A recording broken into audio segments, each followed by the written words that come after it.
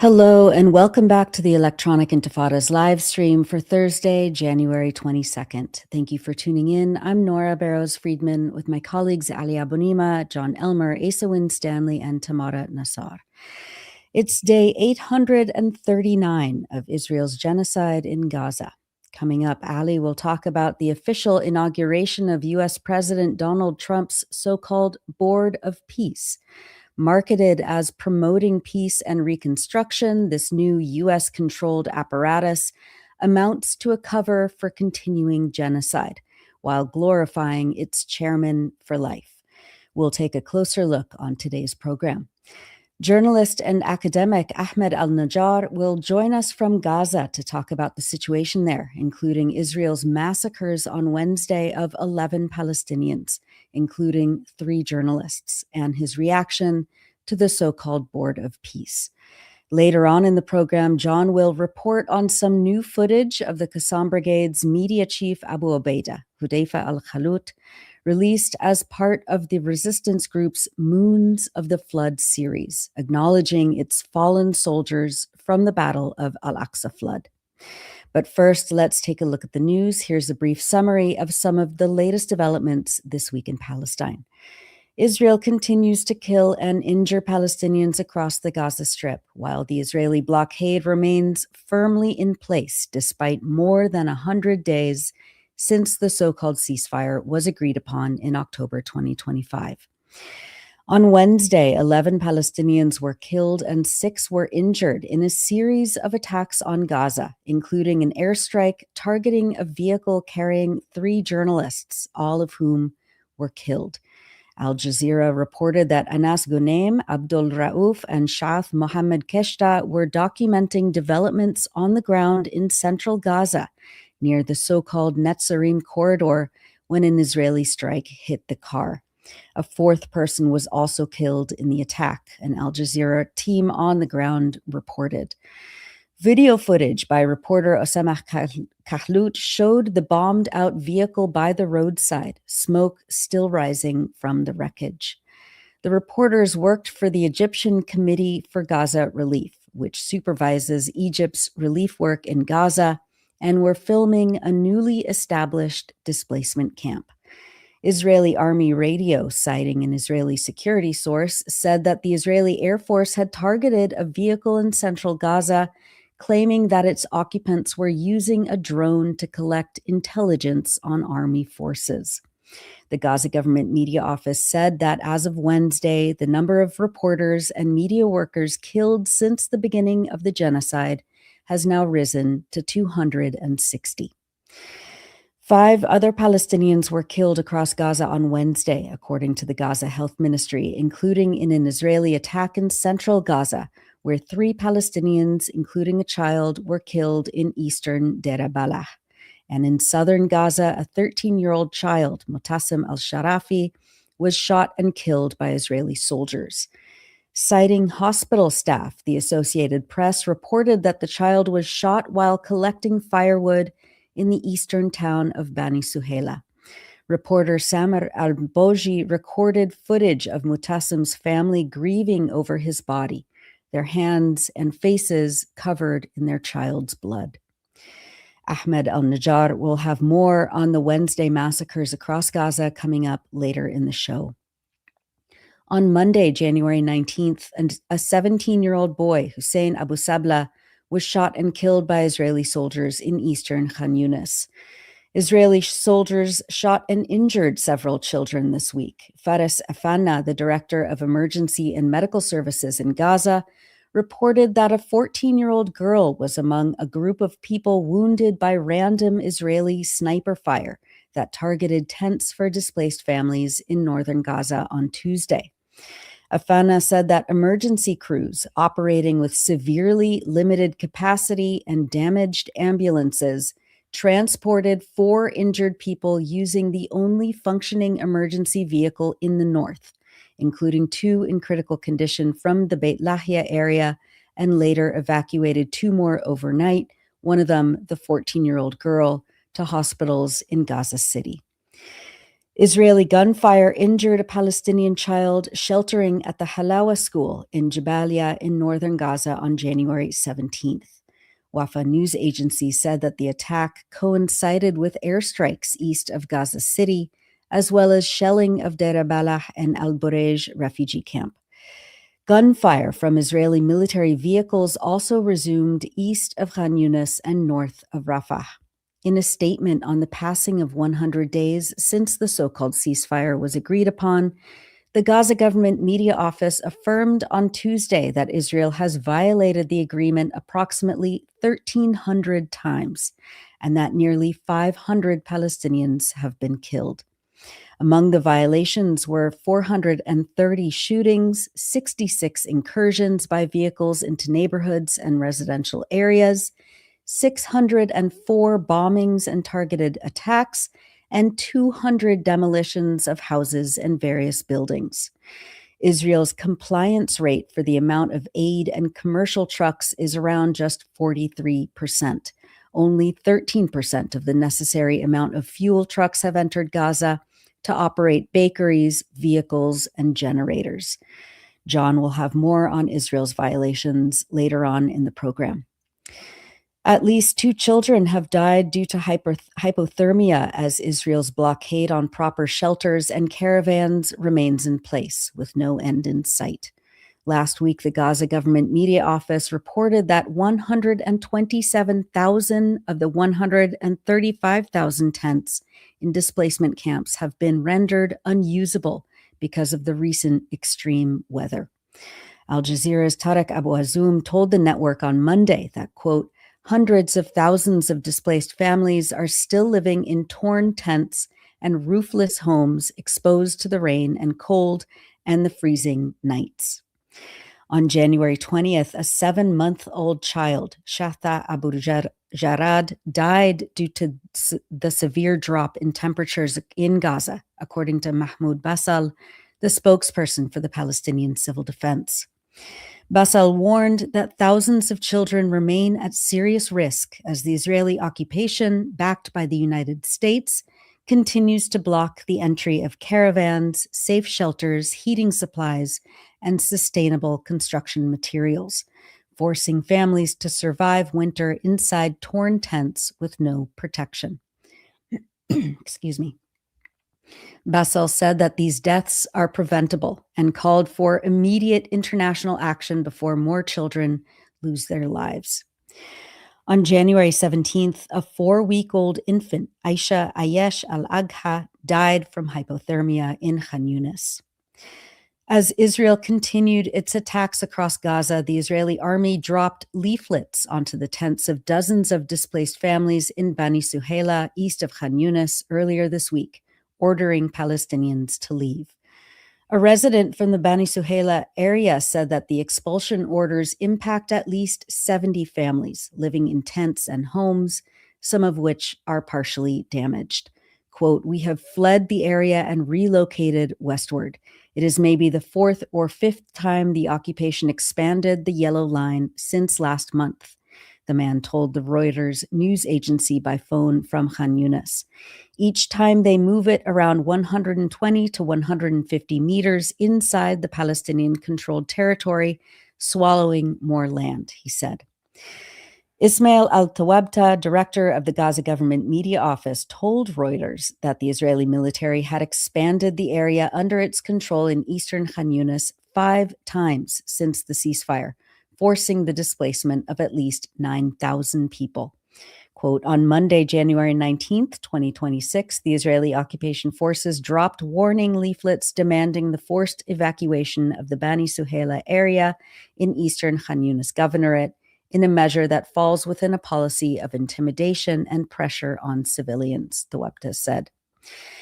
Meanwhile, the research agency Forensic Architecture released a detailed analysis of Israel's military movements in Rafah, in southern Gaza, which suggests that Israel is, quote, beginning to build infrastructure which may be used to house Palestinians and effectively contain them in an area under full Israeli military control. Forensic Architecture says that the Israeli military is currently busy razing a strategic area of Rafah, compacting the ground and clearing rubble in a way that could be in preparation for construction of a so-called humanitarian city, or, as we've reported before, concentration camps. The area of interest, the group says, quote, is half a kilometer into Israel's area of control, bound by two military corridors and near the camp of the Israeli-affiliated counterterrorism strike force, several military outposts, and the former Gaza Humanitarian Foundation sites. This environment suggests supervision and control rather than humanitarianism, Forensic Architecture said. Euromed Human Rights Monitor, in a report released earlier this month, warned that the so-called Green City Plan, quote, entrenches a reality of prolonged, unlawful control, de facto annexation of land by force, and the imposition of unlawful forms of collective confinement of civilians, in clear violation of international law and the Palestinian people's right to self-determination. The area designated for the new city is currently under Israeli military control and hosts armed militias created by Israel, militias that have been proven to be involved in killings, intimidation, and theft against Palestinians, raising serious questions about their role in the emerging landscape being prepared in the area, Euromed says. In early December, details were disclosed regarding the U.S. plan for the Gaza Strip, developed through the U.S. Civil Military Coordination Center. The plan is based on establishing a rigid system of geographic segregation that divides Gaza into population blocks and closed military zones. Under this framework, more than half of the Gaza Strip is effectively placed within a closed military zone under direct Israeli army control, where strict systems of surveillance and military administration are imposed, Euromed states. A coercive environment is enforced, characterized by restrictions on movement, control over aid and essential services, and deprivation of a range of fundamental rights. These measures are used as pressure tools to push residents to leave their original places of residence and forcibly relocate to designated areas labeled safe within the closed military zone without being granted any genuine choice to remain or to return home, the group says. Turning to the occupied West Bank, Israeli forces shot and killed a child, 15-year-old Mohammed Saed Sami Nassan, in the village of al-Najjar on January 16th. Defense for Children International Palestine reports that Mohammed was shot in the chest by Israeli soldiers while Palestinian worshippers were exiting the Eastern Mosque in the village. The Israeli forces shot tear gas canisters and stun grenades as worshippers exited the mosque after noon prayers. Palestinian youth threw stones toward the soldiers, and the soldiers, who were on foot, opened fire and shot Mohammed in the chest from no more than 20 meters, or about 65 feet away. Mohammed was transported in a private vehicle first to the health center in Abu Falah, then to the Ramallah medical complex, where he was pronounced dead on arrival. Israeli forces had been routinely harassing Palestinian worshippers on Fridays at the Eastern Mosque in al-Najjar for weeks. Thousands of residents of the village joined a funeral procession for Mohammed on Saturday. In an escalation of routine attacks on UNRWA, the United Nations Agency for Palestine Refugees, Israeli forces used bulldozers and other heavy machinery to destroy the UNRWA headquarters in the Sheikh Jarrah neighborhood of occupied East Jerusalem on Tuesday. Israeli forces, accompanied by bulldozers, raided the UNRWA headquarters and began demolishing structures inside the compound, in the presence and under the supervision of Israeli National Security Minister Itamar Ben-Gvir. In an explicit expression of political support for the destruction and undermining of a UN organization, Ben-Gvir described the events as, quote, a historic day, a day of celebration, and a day of great importance for governing Jerusalem for many years to come, Euromed Human Rights Monitor said. Ben-Gvir called UNRWA, quote, supporters of terrorism, saying that, quote, today they are being expelled from here along with everything they built. This is what will happen to anyone who supports terrorism. The demolition and accompanying statements constitute a deliberate attempt to recast UNRWA from a UN agency protected by international immunity into an enemy stripped of legitimacy through accusations of terrorism, Euromed stated. Quote, this paves the way for normalizing attacks against the agency and any independent international presence, while testing the limits of international deterrence and seeking to establish a precedent that UN immunity can be violated without consequence. In Jerusalem, the act carries an explicit assertion of sovereignty aimed at entrenching de facto annexation by eliminating any UN presence that reminds the world of the city's status as occupied territory and of the refugee issue and their rights. Roland Friedrich, the agency's West Bank director, said UNRWA received word that demolition crews and police arrived at their East Jerusalem headquarters earlier on Tuesday. Excuse me. Staff have not operated out of the facility pardon me, for almost a year out of safety concerns, but Israeli forces confiscated devices and forced out private security guards protecting the facility, according to a report by the Associated Press. Quote, what we saw today is the culmination of 2 years of incitement and measures against UNRWA in East Jerusalem, Friedrich said. UNRWA chief Philippe Lazzarini said the attack came, quote, in the wake of other steps taken by Israeli authorities to erase the Palestine refugee identity. He also warned that what happens today to UNRWA will happen tomorrow to any other international organization or diplomatic mission anywhere in the world. An Israeli politician, Yulia Malinovsky, posed for a photo in front of the rubble of UNRWA's headquarters, celebrating and bragging about its demolition. Malinovsky, born in Ukraine, is a member of Avigdor Lieberman's far-right Yisrael Beitenu party and the co-author of the 2024 bill that designated the Agency for Palestine Refugees as, quote, a terrorist organization. Later on Tuesday, Israeli forces fired tear gas at a Palestinian trade school in a second targeting of a UN facility in occupied East Jerusalem, Al Jazeera noted. The attack on the UNRWA compound followed last week's raid on and forced closure of the agency's oldest health clinic inside the Old City of Jerusalem last week. Israeli forces are planning to cut water and electricity services to all UNRWA locations across Palestine. Likud Minister Eli Cohen said he sent formal requests to the power and water companies, ordering them to carry out the shutdown. Meanwhile, Israeli settlers rampaged the small Palestinian Bedouin village of 𝐓𝐡𝐞 𝐄𝐥𝐞𝐿, northeast of Jerusalem, on January 18th. Video footage shows homes and vehicles bursting into flames at night. Several Palestinians were injured in the attack.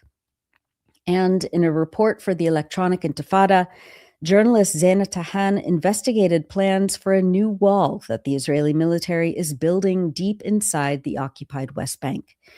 The wall, which is 22 kilometers long and 50 meters wide, includes an off-limits military-only road, quote, a project that will cut Palestinian landowners off from millions of square meters of their lands, displace Palestinian farming communities whose buildings will be demolished, and further sever movement between parts of the northern occupied West Bank. Tahan adds that, quote, in late November and early December 2025, Israeli forces began issuing dozens of demolition orders for homes, farms, greenhouses, livestock pens, water networks, and other structures along the planned route of the new segment of the wall in northern Jordan Valley. Countless Palestinians and their families living off these lands, whether landowners or employed workers, will be severely affected. Abdallah Abu Rahmeh, Director General of the Popular Action Department at the Wall and Settlement Resistance Commission, told the Electronic Intifada that, quote, the wall will isolate large swaths of privately owned, very fertile land. We are talking about some 190 to 200 square kilometers of land that will end up on the other side of the wall. For much more, read Zaina Tahan's report, New Wall Threatens Thousands of Palestinian Families, on electronicintifada.net. As we reported a few weeks ago, the Israeli military announced plans to demolish a children's soccer field in the Ida refugee camp in Bethlehem in the occupied West Bank. A global support campaign paired with political pressure on international professional football figures this week forced the Israelis to suspend the demolition. Beloved children's television entertainer Ms. Rachel lent her support to the children in Ida camp, speaking with them recently and hearing their stories about their fight to save their field and how they deserve to play and be safe. It's Miss Rachel. I'm so happy to see you in your beautiful soccer field. We are going to do everything we can to help save the field, and that every child has the right to play soccer, and that you deserve to have your wonderful field. وإحنا ما بدنا يهدموا ملعبنا وبدنا نلعب بأمان لأن هذا حلمنا. شكرا إنك تضامنتي معنا، إحنا بنحبك كثير. لما شفتك واقفة معنا شعرت إننا مش لحالنا، وإحنا بنحب نوصل صوتنا لكل العالم. والملعب كثير مهم لإلنا لأنه بنلاقي فيه أصدقائنا اللي بنحبهم وبنلعب معهم. شكرا إنك واقفة معنا. We are so sad about what's happening in the field and what's happening in the camp. Thank you for supporting us and standing with us, and thank you so much. We love you. I am so proud to be one of the people supporting you, and I know we've heard from some really, really big things are happening, and I really believe in my heart that the field will be saved. Ana behebek. Ms. Rachel stated on her Instagram, along with that video, quote, it was an honor to listen to them and hear how much it means to them that the world is rallying around them. The people hear them and the people know what is right and what is wrong. Taking joy from kids is wrong. Dehumanizing kids is wrong. Saying some kids get to play and some don't is wrong. Listen to the children. On Tuesday, it was reported that the president of FIFA, the International Soccer Federation, along with his European counterpart, intervened, suspending the field's demolition at least for the time being, with the final decision now resting with the Israeli government. Mohammed Abu Sroor, the director of the youth center at the Ida pitch, told The Athletic that, quote, this is a huge success for the campaign, but we are still concerned about what could be the final political decision of the matter. We still haven't received official confirmation from the army. Here is Mohammed Abu Sroor on Tuesday. I think it is just news till now. We did not have any official papers or decisions that reached us through our lawyer or through any letter from the FIFA or the European Federation for Football, the UEFA. I would say that we will be so happy if this intervention stop demolishing our playground. Our campaign would continue. We will continue our campaign to stop demolishing our playground. But till now, we are asking the FIFA or the UEFA to send us an official letter that the Israeli occupation would freeze or stop demolishing our playground. Following the news that the soccer field would not be demolished, Ms. Rachel posted a follow-up video for the kids in Ida camp. You saved the soccer field. I want to say the biggest congratulations ever to the kids at Ada camp and the grown-ups there. They got this petition going. They got 350,000 signatures. They created a challenge for people to do with 10 kick-ups or something. I'm sorry, I'm not the best at sports, but I know so many people commented, shared, signed the petition. When people come together, they can make amazing things happen, because we all know what's right and wrong, and why would you destroy something that means so much to kids who have been through so much already? It just doesn't make any sense, and we all know it doesn't make sense, and we all came together. So everyone coming together caused FIFA and UEFA to intervene, and the Israeli government is now not going to destroy the soccer field. I'm just so proud of everyone, and the kids, you did it, you did it, you did it. I'm so proud of you. It was so wonderful meeting you the other day on the Zoom call. That was Miss Rachel. It is certainly good news for Ida Camp and its children, but as our colleague Abu Bakr Abed commented, Palestinians in Gaza have been screaming at the top of their lungs to the same sports bodies to take any boycott actions against Israeli teams and to stop the annihilation of the people in Gaza, including more than 800 athletes and the destruction of hundreds of sports facilities. They have so far been met with silence. The Israeli human rights group 𝐓𝐡𝐞 released a new report this week titled Living Hell, which further documents the rampant abuse and torture of Palestinians inside Israeli prison camps. 𝐓𝐡𝐞 says, quote, Israeli prisons continue to function as a network of torture camps for Palestinians, with the systematic abuse even more extensive than before. This includes physical and psychological abuse, inhumane conditions, deliberate starvation, and denial of medical care, all of which has led to numerous deaths. Some witnesses also described undergoing or witnessing sexual violence and abuse. The transformation of prisons into a network of torture camps is part of the Israeli regime's coordinated onslaught on Palestinian society aimed at dismantling the Palestinian collective. Some of the report's findings detail the use by Israeli prison guards and doctors of extremely graphic sexual torture with objects and dogs, as well as psychological violence. We've published many features in the last week, but we wanted to highlight Winter Strikes with a Vengeance by Fida al-Qadra, writing from Gaza. In a crammed tent flooded with water and torn by the wind by the seaside in Mawasi, Khan Yunis, Iyad Abu Jamia, 49, is trying to support his and his son's family, a total of 14 people, al-Qadra writes. Around him, tents sit cheek by cheek as displaced families face the bitter winter cold with no proper shelter, while rain and sewage flood their homes, creating harsh and unsanitary living conditions. Abu Jamia and his family were displaced from the Al-Zana area on the eastern side of Khan Yunis. In fact, he told the Electronic Intifada that since the beginning of Israel's genocide in Gaza, they had been displaced more than 20 times. Every time we took this dilapidated tent with us, for a year and a half, we have been trying to repair it and keep it standing. During a recent cold spell, when a storm hit Gaza, the tent collapsed. Quote, the tent was uprooted and the fabric torn apart. I received 3 nylon sheets from UNRWA and built a new tent in preparation for winter weather, but rainwater flooded it while we were sleeping. The family sought shelter in a neighbor's tent. The next morning, we tried to fix what was ruined, he said. All around him, the family's possessions, mattresses, and clothes were spread out on the beach to dry. They had managed to repair some tears in the tent, but it was ad hoc work.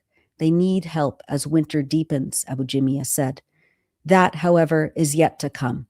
Gaza's 2 million people need assistance to provide decent shelters as winter deepens.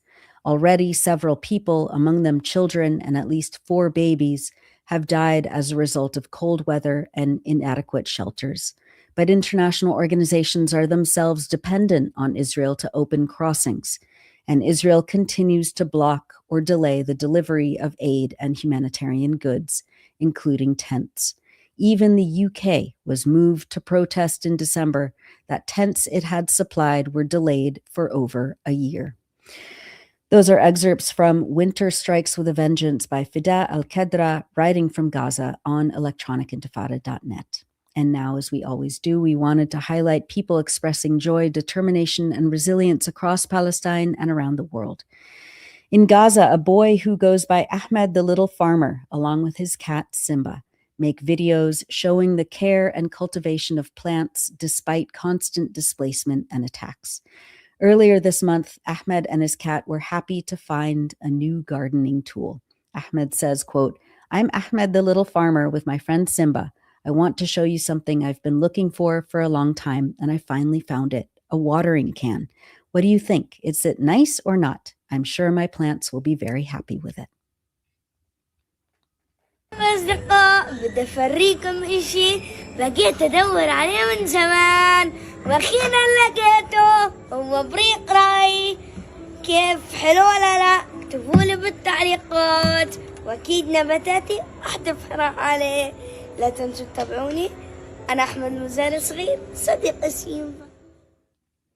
That's Ahmed in Gaza. You can follow him on Instagram at Ahmed Little Farmer. And that's it for the news roundup. As always, go to electronicintifada.net for much more, especially to read our new features by our brave writers in Gaza. You're watching the Electronic Intifada live stream. I'm Nora Barrows-Friedman with my colleague Ali Abunimah. Hi, Ali. Hi, Nora. I have a great idea. Yeah. You want to hear it? Please. Ms. Rachel for Secretary General of the United Nations. Yes. Because she's doing more. I mean, of course, it's the struggle of the people on the ground in Palestine, but she did more to effectively support them in that struggle than the UN Secretary General is doing. He's asleep completely. What do you mean? He makes comments and he condemns things. That's his job, right? I mean, the UN facilities are supposed to be inviolable. They have the highest level of diplomatic immunity, and Israel is just bulldozing them, and it's not even a headline. It's not even a headline. I mean, it's just outrageous. It's outrageous. It's and outrageous. a lot, we've got a lot that's outrageous to come in this program, unfortunately. Yeah, but no kidding. A lot of important information to come. Yeah, excellent. Well, let's get right into it. Before we go to our interview with Ahmed al-Najjar on the ground in Gaza, Ali, talk about the outrageousness of the so-called Board of Peace, the Board of Collaborators, the Board of Genocide, the Board of Misery and Confinement. Tell us what's going on there. Just hours ago in Davos, in Switzerland, there was the formal inauguration of this so-called Board of Peace. Walk us through what has happened and what this means. All right. Thank you, Nora. Just a reminder that you're watching and listening to the Electronic Intifada live stream. Flanked by vassals, US President Donald Trump inaugurated his so-called Board of Peace in the Swiss resort of Davos on Thursday. We're going to have peace in the world, Trump announced, and we're all stars. He used this delusional occasion to issue new threats in case Hamas doesn't do what they promised they will do. He added, they have to give up their weapons, and if they don't do that, it's going to be the end of them. The day before, he threatened that Hamas would be, quote, blown away very quickly. That was the day Israeli bombing killed at least 11 Palestinians in Gaza, including 3 journalists and 2 children. The fanfare and the Orwellian name Board of Peace cannot hide the reality of the ongoing US-backed Israeli genocide in Gaza and the chaos and conflict the American president is spreading globally from Venezuela to Greenland to Iran. The White House is pitching this monster as a mechanism for, quote, mobilizing international resources and ensuring accountability as Gaza transitions from conflict to peace and development, end quote. But it's just another vulgar pay-to-play scam, with Trump claiming the role of chairman for life. As we've learned in recent days, the invitation letter and charter say that member states get 3-year terms unless they hand over $1 billion for permanent membership. The White House says a founding executive board has already been assembled, stacked with Trump cronies, billionaire financiers, and ultra-Zionists, including Secretary of State Marco Rubio, Envoy Steve Witkoff, real estate developer and Trump's son-in-law Jared Kushner, globally reviled former British Prime Minister Tony Blair, World Bank President A.J. Banger, and Mark Rowan, CEO of the vulture capitalist hedge fund Apollo. Rowan has labeled recently inaugurated New York City Mayor Zohran Mamdani as an enemy of Jews for criticizing Israel. That's a good indicator of how much fairness Palestinians can expect. There's also a separate Gaza executive board and a high representative, blatantly colonial structures hearkening directly back to the days of League of Nations mandates.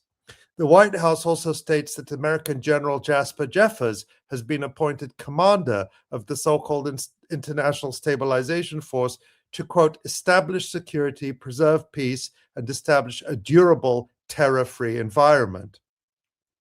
Terror, of course, is a reference to Palestinian resistance, not to Israeli genocide.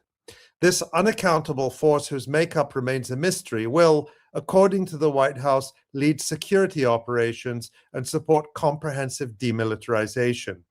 The only Palestinian participation in all this is a hand-picked so-called technocratic committee led by Ali Shath, a former official in the Ramallah-based Palestinian Authority. It's supposed to manage Gaza's affairs under external colonial supervision. This looks like an even more degraded version of the 1993 Oslo Accords, which established the Palestinian Authority precisely to collaborate with Israel against any Palestinian resistance to deepening occupation and apartheid. At Davos today, Kushner presented what he called a master plan to turn Gaza into a dystopian Dubai on the Mediterranean. Meanwhile, back in the real world, there are troubling signs that Israel, undoubtedly with full American backing, is preparing to create concentration camps for Palestinians in Gaza, or more accurately, concentration camps within a concentration camp. As DropSite and the investigative group Forensic Architecture reported this week, Israel is raising a strategic area of Gaza in southern Rafah, compacting the ground and clearing rubble in a way that suggests the land is being prepared for construction of new residential infrastructure.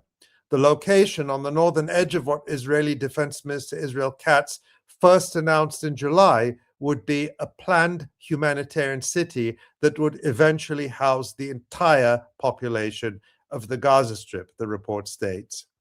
So who has joined Trump's Board of Peace? It's reported that Trump invited about 50 countries to join. The White House claims that about 30 or so are expected to accept the invitation, but it has provided few details.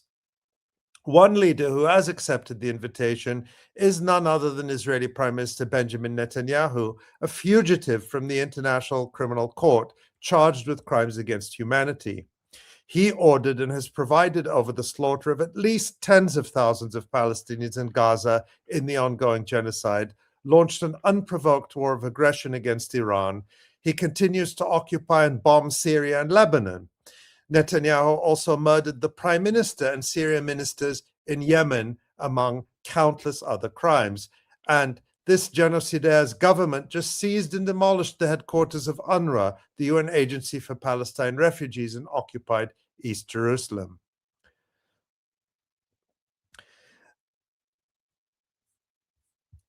In a joint statement, excuse me.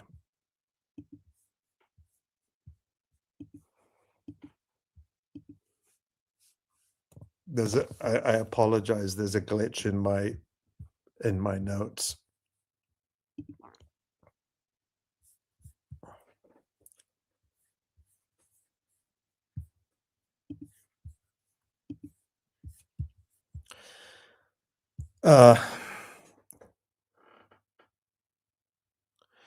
In a joint statement on Wednesday, Egypt, Jordan, Qatar, the United Arab Emirates, Saudi Arabia, Turkey, Pakistan, and Indonesia announced they were all accepting the invitation to join the Board of Peace and reaffirmed their support for what they described as the peace efforts led by President Trump.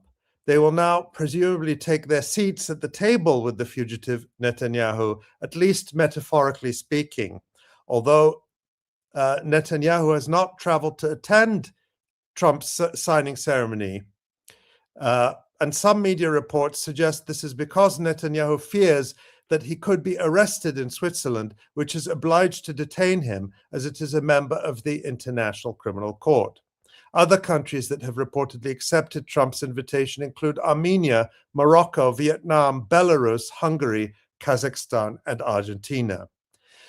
But there has also been limited pushback. France has declined, warning that the board could replace the United Nations. Although it is an open question how much of a loss that would be, given how ineffective the world body has become. Trump responded by threatening 200% tariffs on French wines. Norway and Sweden have also refused or said they won't sign up as things currently stand. Denmark and Slovenia are the latest to turn down the invitation. Others, including Canada, have been hedging, perhaps in hopes of avoiding the wrath of the Mad King in Washington. The UK has offered the pathetic and cowardly excuse that it is not signing up yet because Russian President Vladimir Putin has been invited.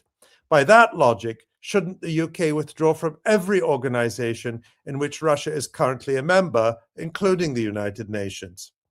What is clear from all this, as is so often the case, is that what starts in Palestine never stays there. Israel's bestial experiments in human cruelty may begin in Gaza or the occupied West Bank, but they quickly become models for the whole world. So it is with the Board of Peace, which Trump and his accomplices apparently hope will be used to impose their will elsewhere across the planet. What makes this all the more alarming is the complicity, or at best negligence, of perhaps the only powers that could effectively stand up to Washington. Russia and China, which both routinely claim to defend the international system against US-engineered chaos, declined to veto the UN Security Council Resolution 2803, the framework that allowed Trump's Board of Peace to move forward under a thin veil of international legitimacy. By choosing abstention, they effectively handed Washington the cover it craved. Their inaction, framed as diplomatic pragmatism and a response to the pleas of regional US puppets, has helped launder a genocidal apparatus as a collective international response. At this point, the best hope to stop this madness is that Trump's increasing aggression and threats against US vassals and allies will alienate enough countries to bring the whole project down. The question then is whether the rest of the so-called international community, countries that still claim to uphold international law, but which have cowered before the US, are ready to fulfill their binding legal obligation under the Genocide Convention to stop the US-fueled Israeli killing machine. Unfortunately, nothing we've seen since the genocide started gives us much hope that this will happen. Thank you, Ali. I mean, the levels of absurdity, and we'll talk more about specifically the US's and Jared Kushner's AI designs for Gaza later on in the program. But I mean, you said it is, the plans of a mad king, and so many people going along with it. And you'll see in the interview now with Ahmed and Najjar that we recorded just a couple of hours ago to ensure we had a connection with Gaza. So we recorded it as all this was unfolding in Davos. Yeah. And I asked Ahmed what his reaction was and what the people around him in Gaza were saying. So listen carefully for that, because that's, of course, central to all of this. Yeah. And if you want to read more about the so-called Board of Peace and Ali's analysis, Ali, you just wrote a piece that we published yesterday on the Electronic Intifada. What's the name of the piece? I don't have it up.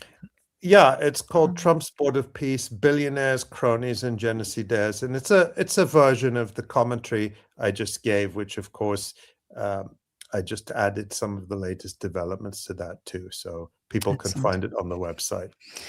Thank you so much for that, Ali. All right, well, let's go to the interview with Ahmed al-Najjar in Gaza.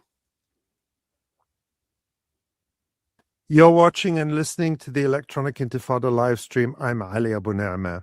Ahmed al-Najjar is a Palestinian journalist and academic based in Khan Yunis in the southern Gaza Strip. He has been reporting from Gaza throughout the genocide. Among other outlets, he's written for Al Jazeera, and he also reports for Press TV. Ahmed, we're so pleased you could join us today. Thank you all. Thank you so much. The pleasure is mine. Thank you for having me. Thanks, Ahmed. News reports from Gaza today say that Israeli shelling killed at least 4 Palestinians and that another baby died from the severe cold. Yesterday, Israel killed at least 11 Palestinians in Gaza, including 2 children and 3 journalists, Mohammed Salah Qishta, Anas Ghneim, and Abdel-Rauf Shath. What can you tell us about the latest events and what happened? Well, the latest was exactly as you mentioned, and worse than that. Because even though that we've been into more than 103 days now to the so-called ceasefire, what we continue to hold here in Gaza is more funerals, is more farewells to people we were close to, and an exacerbating humanitarian suffering that is affecting everyone here. I just came back from the funeral of our 3 colleagues, Muhammad and Anas and Abdel-Rauf. They were murdered yesterday by an Israeli missile that hit their car while they were doing some media work for the Egyptian committee documenting the humanitarian activities they are carrying within the central Gaza area. They have been working in an identified area clearly recognized for the Israelis, about 5 kilometers away from the Israeli infamous yellow line that now splits the Gaza Strip into 2 separate parts. And despite all of this, they finished their documentation, their work, and on their way back, they were hit by an Israeli missile that destroyed their car, caught it on fire, and incinerated them, basically. They were turned into charred bodies. It took about an hour, more than that, for ambulances to reach the location and just be able to extinguish the fire before extracting their bodies. And as though tragic and brutal it may sound, 2 of them, initially Abid and Muhammad, were placed in a single death bag because that's what was left of their bodies. And eventually they were transported here to southern Gaza, to the Nasr hospital, where crowds of their families, of civilians here, of us here, their colleagues, their friends who knew them, bidding them farewell, and eventually buried them and laid them to rest. And that what happened yesterday. This is what happened yesterday, and a lot more has unfolded just since then. We're talking about more than 15 Palestinians just killed within the past 24 hours by the recent Israeli attacks. Today, more 4 Palestinians were killed by the Israeli shelling that targeted a place that used to be a local car market in northern Gaza. And here in Khan Yunis, just the past couple of hours, another Palestinian has been confirmed killed near the Bani Suhaila town, of course, in the western parts of it. And also a baby, Ali Abu Zor, 3 months old, an infant, died due to hypothermia. So this is the reality unfolding here. This is what people are going through, what ordinary people, and this is what we are reporting. And somehow you find the world celebrating the establishment of a board of peace that promises the prosperity and stabilization to the Gaza Strip. And we're simply wondering where this peace is. And We're going to talk more about that in a minute, but you wanted to show us some of the images related to these events in the last 24 hours.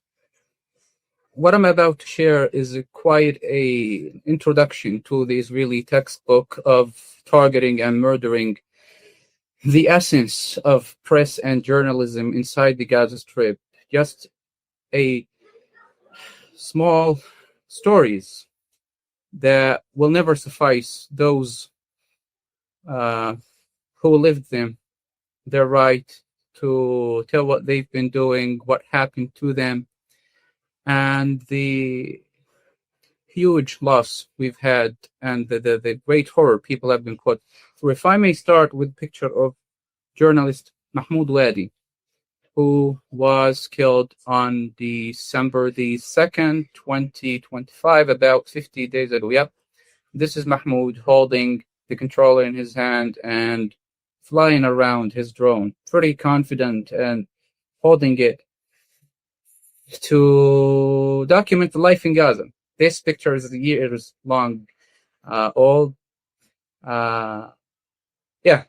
So Mahmoud, as soon as the ceasefire began back in October 2025, he once again was able to take out his drone, or this drone. I'm not sure, if I'm not mistaken, that's not his. He had to borrow another one and to work with it. So we started taking videos, aerial photos of the devastation in Khan Yunis. He went also to northern Gaza. He went to central Gaza and just filming everything, displacement site, crowded tents where people are sheltering, the destruction that has been done by the Israeli occupation to our beloved cities here. And on December 2nd morning, he was here in Khan Yunis, just about a kilometer away from the Israeli yellow line in the central of Khan Yunis, and he was targeted by an Israeli drone missile and murdered. He was also with another journalist who were thankfully survived the attack. Now, this is the story of Mahmoud, a beloved father, husband, and a dedicated journalist who literally put his life at risk to show the world that is being blocked from entering Gaza what was happening inside the strip through his drone and through his lens. Now, the painfully ironic thing that just a day after Mahmoud was murdered, I got to meet Anas Ghanem, who was murdered yesterday by the Israeli occupation. This is Anas, also holding the control in his hand, also smiling and flying his drone around. Because like Mahmoud, he was also dedicated, so passionate about flying and taking aerial pictures to Gaza, to ordinary life in Gaza before the genocide, of course, and ended up documenting displacement site, documenting devastation. And yeah, this is Anas, whom I met on December the 3rd, 2025, who also turned out to be a drone photographer. And it was really something surprising for our first conversation to what to be about. It was, of course, about what had been done to Mahmoud a day before when he was murdered, also flying and using a drone to film the devastation.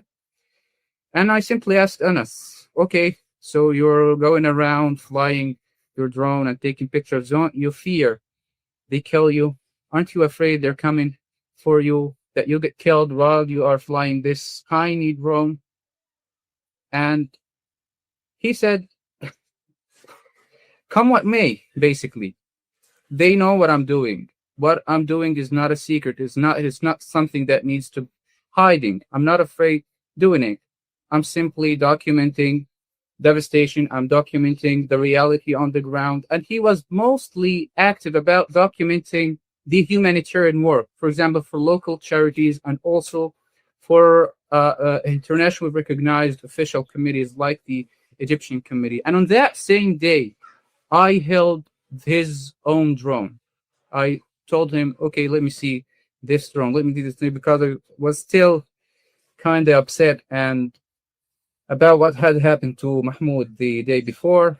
I just kept flipping it in my hand, contemplating about it, looking at detail, just trying to figure out what is wrong with this small camera with these wings for its operator, for its owner to deserve to be bombed with airstrikes.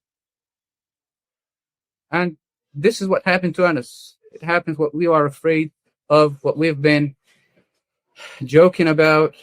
Of course, not joking, but this is all that we had to discuss about. They was hit yesterday while he was documenting the humanitarian efforts, the new established displacement camps, the places where people are sheltering in torn tents and fragile tents that can barely withstand winds and cold and so on. And each and every one of them has his own story to talk about for long, long hours. 𝐓𝐡𝐞 𝐄𝐥𝐞𝐜, for example, he was recently married. He got married about 2 weeks ago. He was also a very active photographer, working, I think, if I'm not mistaken, for AFP. Yes. And he also had a main role in documenting the humanitarian activities also for the Egyptian committee. And he also made a post saying that there is no time for normal life, no time for celebrations. We are now back onto the field to document what is being committed against our people. And one last thing about 𝐓𝐡𝐞 and how his fate was concluded being burnt by an Israeli drone missile is that about a year ago, on April the 7th, 2025, when the journalist camp right next to the Nasser hospital here in Khan Yunis city was bombed by an Israeli missile, on that night, about 10 journalists were wounded and 2 were killed. One of them, I'm sure everyone that day who followed Noor had his picture marked under mine. Ahmed Mansour, he was sitting on a chair and stuck to that chair, being incinerated, flames just devouring his body. And on that same scene, in the background, someone storms into the scene and tries to catch him, to take him, to remove him from that chair, get his hand burnt, and couldn't do anything. He had to leave him there. This person, this black body that emerged from the darks and tried to pull out Ahmed Mansour was 𝐓𝐡𝐞 𝐄𝐥𝐞𝐿. He risked his life that day and had his hand burnt. But seriously, what could he possibly do before those raging flames? And yeah, who could have imagined that after almost an entire year, his hand and his life will be taken by the same flames he once tried to fight to save his colleague. Ahmed, thank you so much for telling us about your friends and colleagues who were murdered yesterday. It's devastating to hear. I feel like we're going back to the conversations we had all the time before the so-called ceasefire. And we'll talk more about the so-called Board of Peace and the peace plans in a few moments. As we've just been reminded by this horrific news, which has touched you personally, as well as the families and loved ones of the 3 journalists killed and all the other 15 people killed in the past 24 hours, we know that journalists in Gaza are not just observers. They are trying to survive a genocide while covering it. And of course, hundreds have already paid with their lives. And these are only the most recent. So before we talk about the situation more generally, would you share something about yourself? What has your experience been like over the past 2 years and several months of this genocide? And you didn't start off as a journalist. What's the path that you took to being a journalist? Okay, so what has got me into this chaotic world was that what we're going through. Because apparently after spending some time into this genocidal reality reality, it does something or two to your personality. It changes your very personal, what you would have imagined to be doing or be doing for your people. For me personally, I had just finished my bachelor back in October in 2022. Then, alhamdulillah, I got the position of an academic teacher in one of the university colleges here in the Gaza Strip, the University College of Applied Sciences, or UCAS for short, one of the most popular and most sophisticated institutions here in Gaza. And what were you teaching? And what were you teaching there? Yes. I had the opportunity of teaching English language courses, primarily for technical purposes, for IT students, for practical fields here, for nursing, for car, even technicians. It was more of a practical school, those fields that we've been teaching.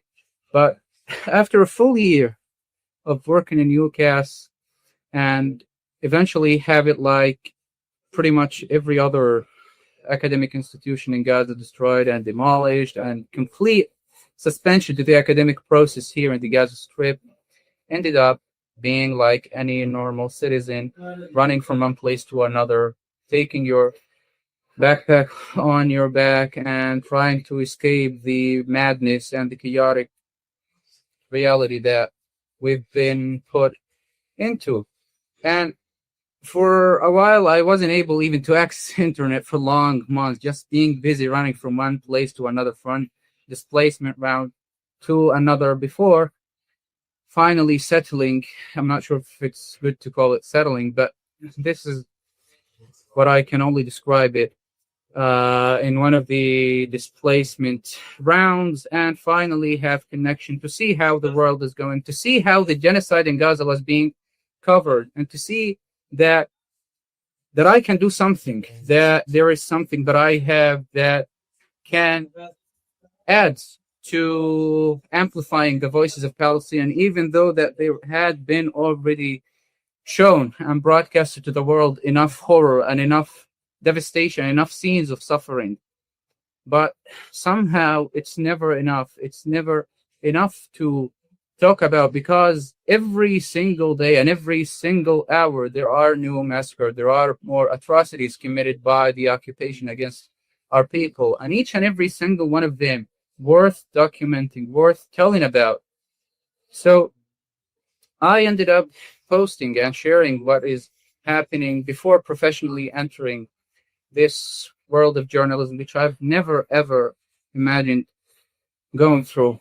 So when it comes to the reality facing journalists in Gaza, I honestly can't put it in a way to show journalists as separated from ordinary civilians in Gaza. Because just because you're a journalist, that doesn't mean that you have an extra privilege that you can be enjoying, like being safe from the attacks, being spared the daily suffering to secure basic necessities, or being safe from having to decide whether you need to move to another place or not for sheltering over the past months. And this is what we're facing. This is what journalists are facing. They're not observers from outside. They're not foreigners who came from outside and decided, let's see and talk about what is happening. Let's observe it. We are the people living it. We are the witnesses living it, and we are the ones who have been putting through these relentless months of horror. We have endured. We've had our own share of loss, our own share of displacement, our own share of that suffering that continues to deepen with every single day. So journalists are a separable component of the social fabric of the Palestinians here in the Gaza Strip, and they are enduring just like everyone else. That's and to this day, international media aren't getting into Gaza.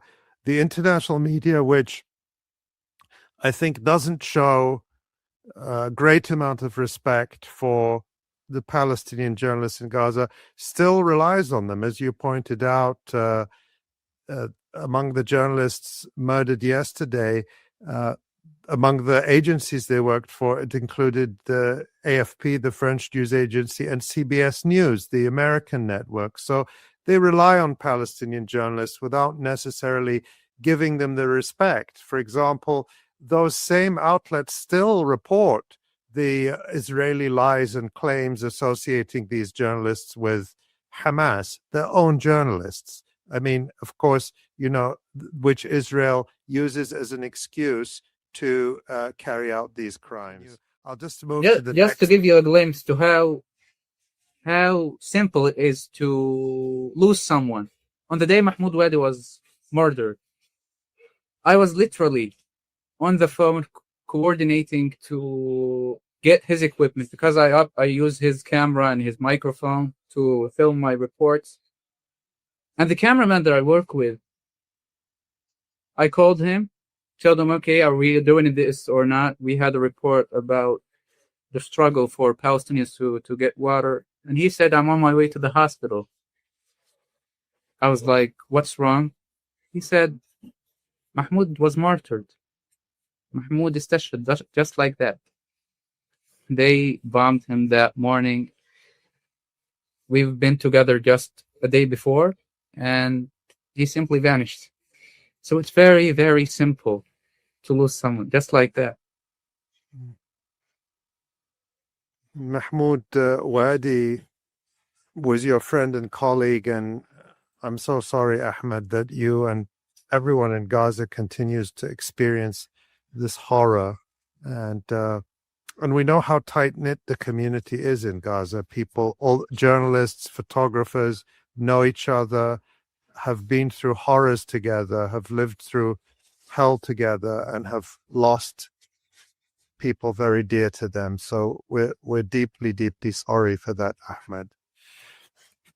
Ahmed, it's difficult to look at the news. We were saying earlier, all of these celebrations and fanfare about the so-called board of peace, when the reality in Gaza is what you're describing. But I want to talk about that and get a view, your view and the view from Gaza about all of this. Last week, Steve Witkoff, the envoy of President Trump, said, quote, "Today, on behalf of President Trump, we are announcing the launch of phase 2 of the president's 20-point plan to end the Gaza conflict, moving from ceasefire to demilitarization, technocratic governance, and reconstruction." He also claimed that, quote, "phase 1 delivered historic humanitarian aid, maintained the ceasefire, returned all living hostages, and the remains of 27 of the 28 deceased hostages." Those are the words of Steve Witkoff. And today in Davos, in Switzerland, Donald Trump launched his so-called Board of Peace. His son-in-law, Jared Kushner, published a map, a so-called master plan for Gaza, which shows it being turned into a paradise of tourist resorts and of businesses looking like Dubai.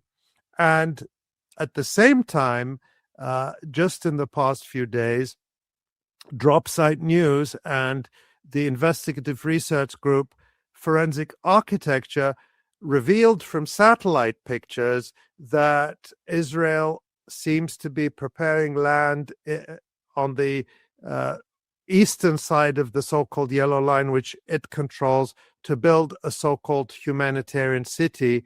At least that's what this report is saying. A humanitarian city is a polite word for a concentration camp, really. And this would be a concentration camp inside a concentration camp. Ahmed, what's your reaction to all of this? And what are people in Gaza? Are they paying attention to this? What's the reactions of people you're seeing around you as well? Well, if you go around and start to ask people what they are thinking about these recent global developments and this new paradise that even looks better than Dubai you just described, they will tell you that I have absolutely no idea about, because I have no major time to follow up these news. I have no access to internet. I have no access to radio or to regular TV to follow up these developments, because I'm busy securing my basic necessities, because I'm busy filling up my water buckets, because I'm busy tightening my tanks, taping it, making sure that it doesn't get overthrown in the air and uprooted by the strong winds, or being flooded in a rainy, stormy day, or even being busy lining up in front of food kitchens, community kitchens, providing food for people here, or waiting for my turn to be given medicine, or to even find that medicine if it's available, because this is the reality that Palestinians face in the Gaza Strip, and this is the most simple, obvious one that you will see in every corner of these devastated streets here. Looking at the first announcement made by the U.S. envoy Steve Witkoff about the proceeding to the second phase of the ceasefire. What Palestinians say is, we only believe what we see. We only believe what we are going through here. What only unfolds here, it was only a reality for us, is going outside right now and having a look above our heads and finding 5 to 6 drones going around, if not fighter jets storming every now and then, or a helicopter hovering around. Of course, all Israeli aircrafts, military mighty crafts loaded with deadly weapons, let alone being surrounded with tank fire, being surrounded with roaring tanks going around in the eastern parts, away kilometers. It can clearly be heard and feeling the land shaking under your feet, feeling them moving around, and feeling that death is so close to you. This deadly fact is what is a reality for Palestinians here. Looking at the humanitarian developments that should have been achieved with the implementation of the first phase of the ceasefire, the humanitarian protocol that should have been implemented, that had only been restricted by the Israelis. And one interesting thing about the announcement made by Steve Witkoff is, for the first time probably, and that's for me personally, to notice him not putting the priority in the achievements is the release of the Israeli captives. He started with describing the historic aid that has been delivered to the people of Gaza. It has become something for the United States and its officials to brag about, feeding Palestinians and providing food for them that hasn't even been provided properly and in a dignified way for now. Talk about that, Ahmed. I just really, give us an idea, because for us from the outside, it's very hard to judge these things. What's the reality for you, for the people living around you? You're living in a displacement area in a tent. Where do you get food every day? Where do the families around you get food? Do you have to buy it? Is that distribution of humanitarian aid? Has the situation changed from before October, when the so-called ceasefire came into effect? Luckily, things have indeed changed since the implementation of the ceasefire, because even though it is still restricted, this trickle of aid and of supplies that is being allowed, whether for commercial sector or for the very few humanitarian operations that are still operating, it is still making a difference, because this is literally the only thing that people have to secure their basic necessities. But one thing important to mention is that life itself has been crushed in Gaza. Every aspect of life, civil, infrastructure, economy, everything has been crushed beneath the rubble under the Israeli rockets and suffocated in this siege that has been going for more than 2 years now. The only thing that Palestinians can really rely on is having some money to afford their needs for the day, to secure food, to secure water as well. But the majority of people don't have this privilege right now. People have lost their livelihood. People have been left to endure devastating conditions in tents. So the only thing that they can rely on is some of the few humanitarian organizations operating here. So comparing the current situation to the months before the ceasefire, probably the only difference, in simple words, that people now every 2 weeks or every month get to have 1 or 2 food boxes that are supposed to only be enough for a week long at their best. So this is the only source that Palestinians are dependent on right now, the majority of displaced people. And this is just who distributes that food, Ahmed? Is it UNRWA, the UN agency? Is it other agencies? Who actually is handing these aid boxes to people?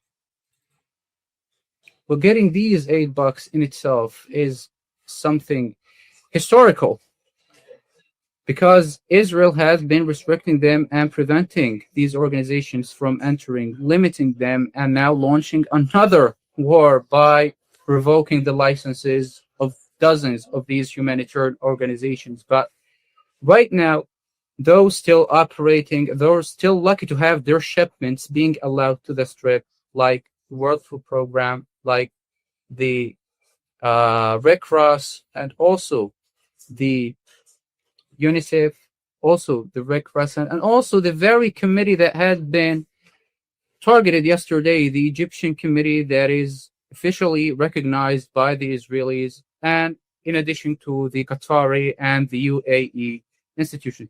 So comparing this limited number, and even though it seems like a considerable number of humanitarian benefactors here and providers for humanitarian aid, it is still little. It is not even close to their reports and to their usual statement that their efforts still limited. They're still not being allowed the full needed supplies to be able to respond to the urgent catastrophic need for the entire population in the Gaza Strip. And just looking at the other necessities that people need right now, and to see how this aid is being weaponized and has been turned, even during the ceasefire, to be a tool of torment for Palestinian people. This is winter people are going through, and it's been one of the harshest on Palestinians here, one that has taken deadly levels for Palestinians in ways we have never, ever imagined to take place. Right now, over than 1 million Palestinians staying in dilapidated tents, in torn tents that have been worn out throughout over a year long now, if they have been even lucky to have a new tarpaulin or a sheet of plastic to support their tents. Temperatures are dropping severely. Babies are dying due to hypothermia. Adults are shivering in this cold winter. It is painful. It is something that people used to have in concrete buildings, in buildings where they have the least meanings of heat, like clothes, like blankets, like gas for heating. But right now, even looking at the cooking gas, how it's being weaponized and minimized by the Israeli occupation. Every single day, the local committee for petroleum supplies allowed to the Strip make an announcement for the population here, mentioning how exactly of trucks had been allowed to the Strip. And out of 50 trucks that are supposed to enter every single day for more than 2 million Palestinians, 2 to 8 trucks at best is usually what is being allowed, if not the full prevention of these trucks and sending them back empty for people here who have been using firewood for now, been enduring toxic smokes, and have been left not even given the gratuity of having cooking gas. let alone food, regular supplies, and regular needed healthcare.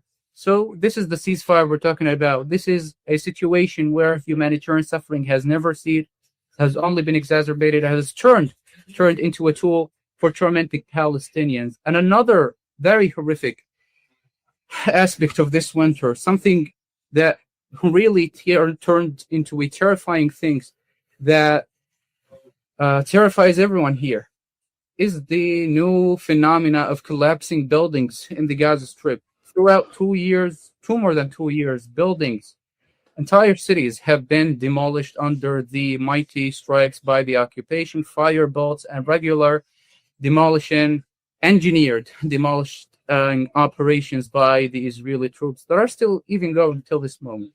So this has left whatever left of buildings, either dilapidated, hollowed, and exposed to collapse at any minute. Some have collapsed in recent weeks. Dozens have collapsed because of winds that brought these buildings to the ground. So you can imagine what it can do to Palestinians sheltering in fragile tents. And also the continued bombardments that are ongoing, 24/7 bombardments, detonations, continued massive blastings by the Israeli troops, mostly where they are mobilized in the eastern side of Khan Yunis, Rafah, in the north.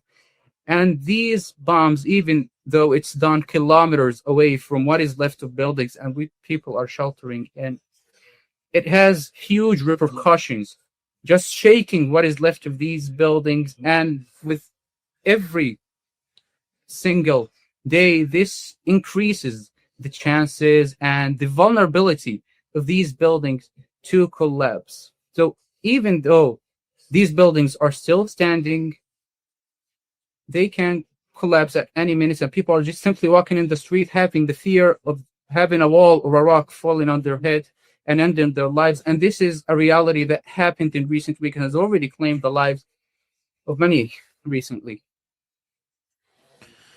Ahmed, you paint a very vivid and horrifying picture of the reality, which is really scarcely visible in the world media, particularly with all of this focus now on the... And since we have brought this up, if you could just allow me, let's see what is left of humanitarian teams are managing and responding to removing such risks from people here.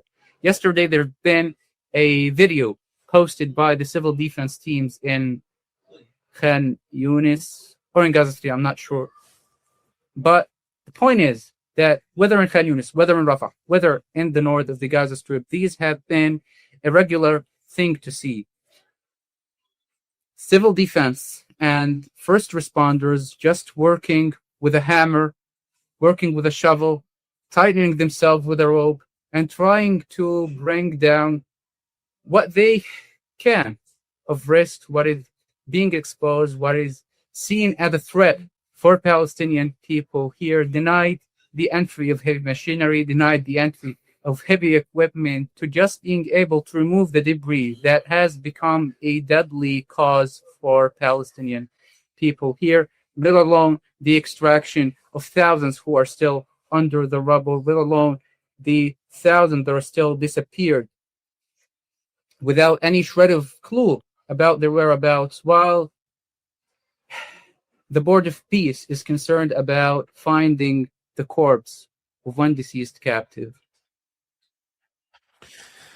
It's really hard to put into words the injustice of it, Ahmed, but you have really given us such a deep insight into the situation there, and we're so grateful to you for joining us today from Gaza and for allowing us to have this window into the reality, this reality check, which we think is so necessary. So I just want to thank you on behalf of all of our viewers and listeners, Ahmed, and wish you, your family, your colleagues safety. And I hope you'll come back again and talk to us soon. And next time, I hope and pray things will be better. In the meantime, we're going to keep talking about Gaza. We're going to keep raising our voices, and we're going to do our best to inform the world about this reality. Thank you so much, Ali. It's been truly an honor to finally meeting you, to finally connecting with the incredible team of the Electronic Intifada that, in my humble opinion, is one true noble team defending Palestine, defending humanity in this difficult time where humanity is basically lost and where the story of Palestine needs to be told. And yeah, to finally get connected to people who I first actually recognized through the very few meetings of Dr. Rifat al-Arayir, Allah yarhamu. Allah yarhamu. It's such He an connected honor. everyone. He connected everyone, and his impact. You know, the more time passes since he was murdered, since he was martyred, you realize his impact is bigger and bigger. He connected so many of us, and I'm sorry it took so long to get you on this program. We talked about it. I spoke to you months ago, I think in August or September, and we wanted to have you. It didn't work at that time, but I'm so glad it did, and I hope this is only the first time, and we'll see you many more times, and always hopefully in a better situation. Hopefully, Thank you, inshallah. Ahmed, for your extraordinary work. Again, reminding people that you write for you've written incredibly good analyses for Al Jazeera English. They can find them there. You also report for Press TV. They can find those reports on Press TV's social media accounts as well as its website. I know that some countries that claim to be democracies block Press TV, but nonetheless, you can find it. And are there any other outlets or organizations that you work with where people can find your work, Ahmed? Yes, I work at Ahmed al-Najjar accounts on social media, on X Okay. and on Instagram. Yes. Fantastic. So Ahmed on on X and Instagram. Thank you so much. Thank you. Thank you, Ahmed. It's our honor. Wow. Oh, I'm so glad that you're able to connect with him. That was just recorded a few hours ago. Yeah, we were supposed to record it yesterday, both of us, me and you together, and then we couldn't make the connection because the situation in Gaza is still so difficult with electricity and internet access. So I was able to do it today. Tamara and I were able to do it while, it was too early for you in the United States. And while we were playing that interview, again, recorded just, 2 hours before we went live, Ahmed sent me this message on WhatsApp. I think we can show it, Tamara. No. That's a picture of him watching us in his tent in Gaza. And he said, well, at least the network was generous for a few seconds so he could watch us. And he said also, our salamat to all of you. So Ahmed sends his greetings to everyone watching, and we were so happy that we could connect with him. I'd like to put up also, he mentioned his account on X and other social media. So I'm going to drop his account in the chat so that Tamara can put it up and people can find him, because there are lots of Ahmed al-Najjars on social media, and we want to make sure you get the right one. So Tamara, I'm going to put that in the chat so people know where to find Ahmed and follow him. I mean, he's such a remarkable journalist, and just the way that he was describing the just the destroyed buildings that are everywhere around Gaza, and how all of them are at risk for collapse. Of course, Israel is deliberately, by design, they destroy the buildings and then they prevent all the construction vehicles from being able to remove the rubble. And so people are living in this constant fear that these buildings are going to collapse on them, which is happening already. A few dozen people in the last few weeks have been killed by rocks or entire walls collapsing onto their heads. It's just And the cold, Nora, the The cold. cold. I'm here in Jordan, and it has been, as Ahmed said, it's been an unusually cold winter. Yeah. And I see these trolls on social media. They're saying, "Oh, the temperature in Gaza doesn't get below, it hasn't gotten below freezing." Well, I mean, when it's wet and rainy and you have zero heat and zero electricity and you're in a wet tent on a wet mattress, you try that at any Yeah. temperature. You Yeah. try that at any temperature. And the winter it's just a bone-chilling cold that you cannot shake. It's like that in Amman. If you can't warm yourself, you never get warm. And you have to consider the circumstances people are in after 2.5 years of genocide, of starvation, of bombardment, of trauma. Right now, the cold is Israel's weapon of mass destruction, and they're weaponizing it by refusing to allow fuel into Gaza, just as Ahmed said, cooking gas, and so people have spent much of their day looking for bits of wood to burn. After 2.5 years, how much of that is there left? So it's not like Gaza was covered in forests. No. So it's really just absolutely brutal. Absolutely brutal. Like we mentioned in the news report, a 13-year-old child was collecting wood in Bani Suhaila, which is just east of Khan Yunis, and an Israeli sniper shot him in the head. That's right. Just a few. So, and that's been a common story over the last few weeks as well. Yeah. Kids collecting firewood, the scraps of anything they can find for their family to keep warm or to cook something, and they get sniped in the head. And there is no condemnation even from the UN Secretary General. There's no sanctions being levied upon Israel for any of the countless violations of every single, not just so-called ceasefire violations, of which there are more than 1,300 in the last, 105 days, but of the entire, trashing of all international laws. Annalena Baerbock, Nora, the former German foreign minister, who was one of the most fanatical supporters of this genocide. I mean, really gung-ho, bloodthirsty supporter of Israel mass killing Palestinians. Yeah. And then, as if that wasn't enough, as if Germany, being the second largest supplier of weapons to Israel throughout this genocide, as if that's not enough, she was lying openly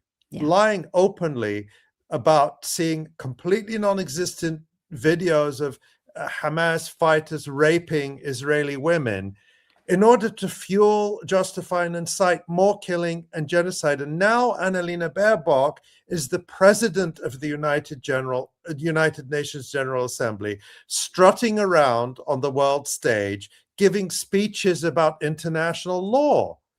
She should be on trial. She should be in a prison cell. Yeah. It's just repulsive. Beyond. It's. What can I say? Yeah. Yep. It's as we say, it's our spite that keeps us going at this point. Well, let's bring on Jon. Hey, Jon. Hello. Great job by Ahmed. That was great. Yeah. Great reporting from on the ground. He's absolutely right about the civil defense teams. Yeah. I actually have a list here of resistance reports that I want to do, and one of them is on the civil defense workers. They've been heroes throughout this entire but his descriptions of them, they have with simple tools. They string each other up by the belt buckle, and they're climbing in ways that very heroic climbing in order to cut wires and pieces of rock and broken homes that are falling on people. And I think that video he mentioned was a few days ago. It was a house, like a single house. It wasn't like a apartment building, but it was, maybe like 2 or 3 stories, and it was absolutely about to collapse. And you see the civil defense heroes, one of them like starts hammering away at one of the 4 pillars, barely holding the house up anymore. And then within seconds, like, he runs out from underneath the building before it really collapses. And I mean, yeah, and they've been doing it with no tools. They're no hard hats, Right. like these are absolute heroes with few, if any, tools. And they're doing this at great risk to themselves in order to prevent an even greater risk for their community. Like the medical workers, like Right. the Absolutely. people, Absolutely. running the soup kitchens, Yeah. helping their neighbors. Yeah, like the journalists. Everyone. I mean, it's just people's dedication and love for each other is extraordinary. Yeah, it is. All right. Well, speaking of dedication, John, Ali, why don't you do the honors? Well, John, why don't you give us a quick one-sentence preview of what you're going to talk about? Well, we're going to look into the martyr releases from the Qassam brigades today. Mahdi Kawara, who was the South Khan Yunis Battalion chief, who was assassinated along with Mohammed Sinwar and Mohammed Shabana last summer. And there's some interesting footage. All of these videos that Qassam is releasing of these fallen fighters all have unique video that we have never seen before, that has always been secret. And it's just remarkable to see it. And there's some footage of Abu Ubaidah as himself, Hudayfa. So interesting stuff, and important to report on and analyze because no one else is doing it. And that's what journalists do. They report and analyze. So take it away, John. All right. Thank you. All right, so you are watching and listening to the Electronic Intifada. I am Jon Elmer. This is the Resistance Report for day 839 of Israel's genocide, day 105 of this fraud ceasefire.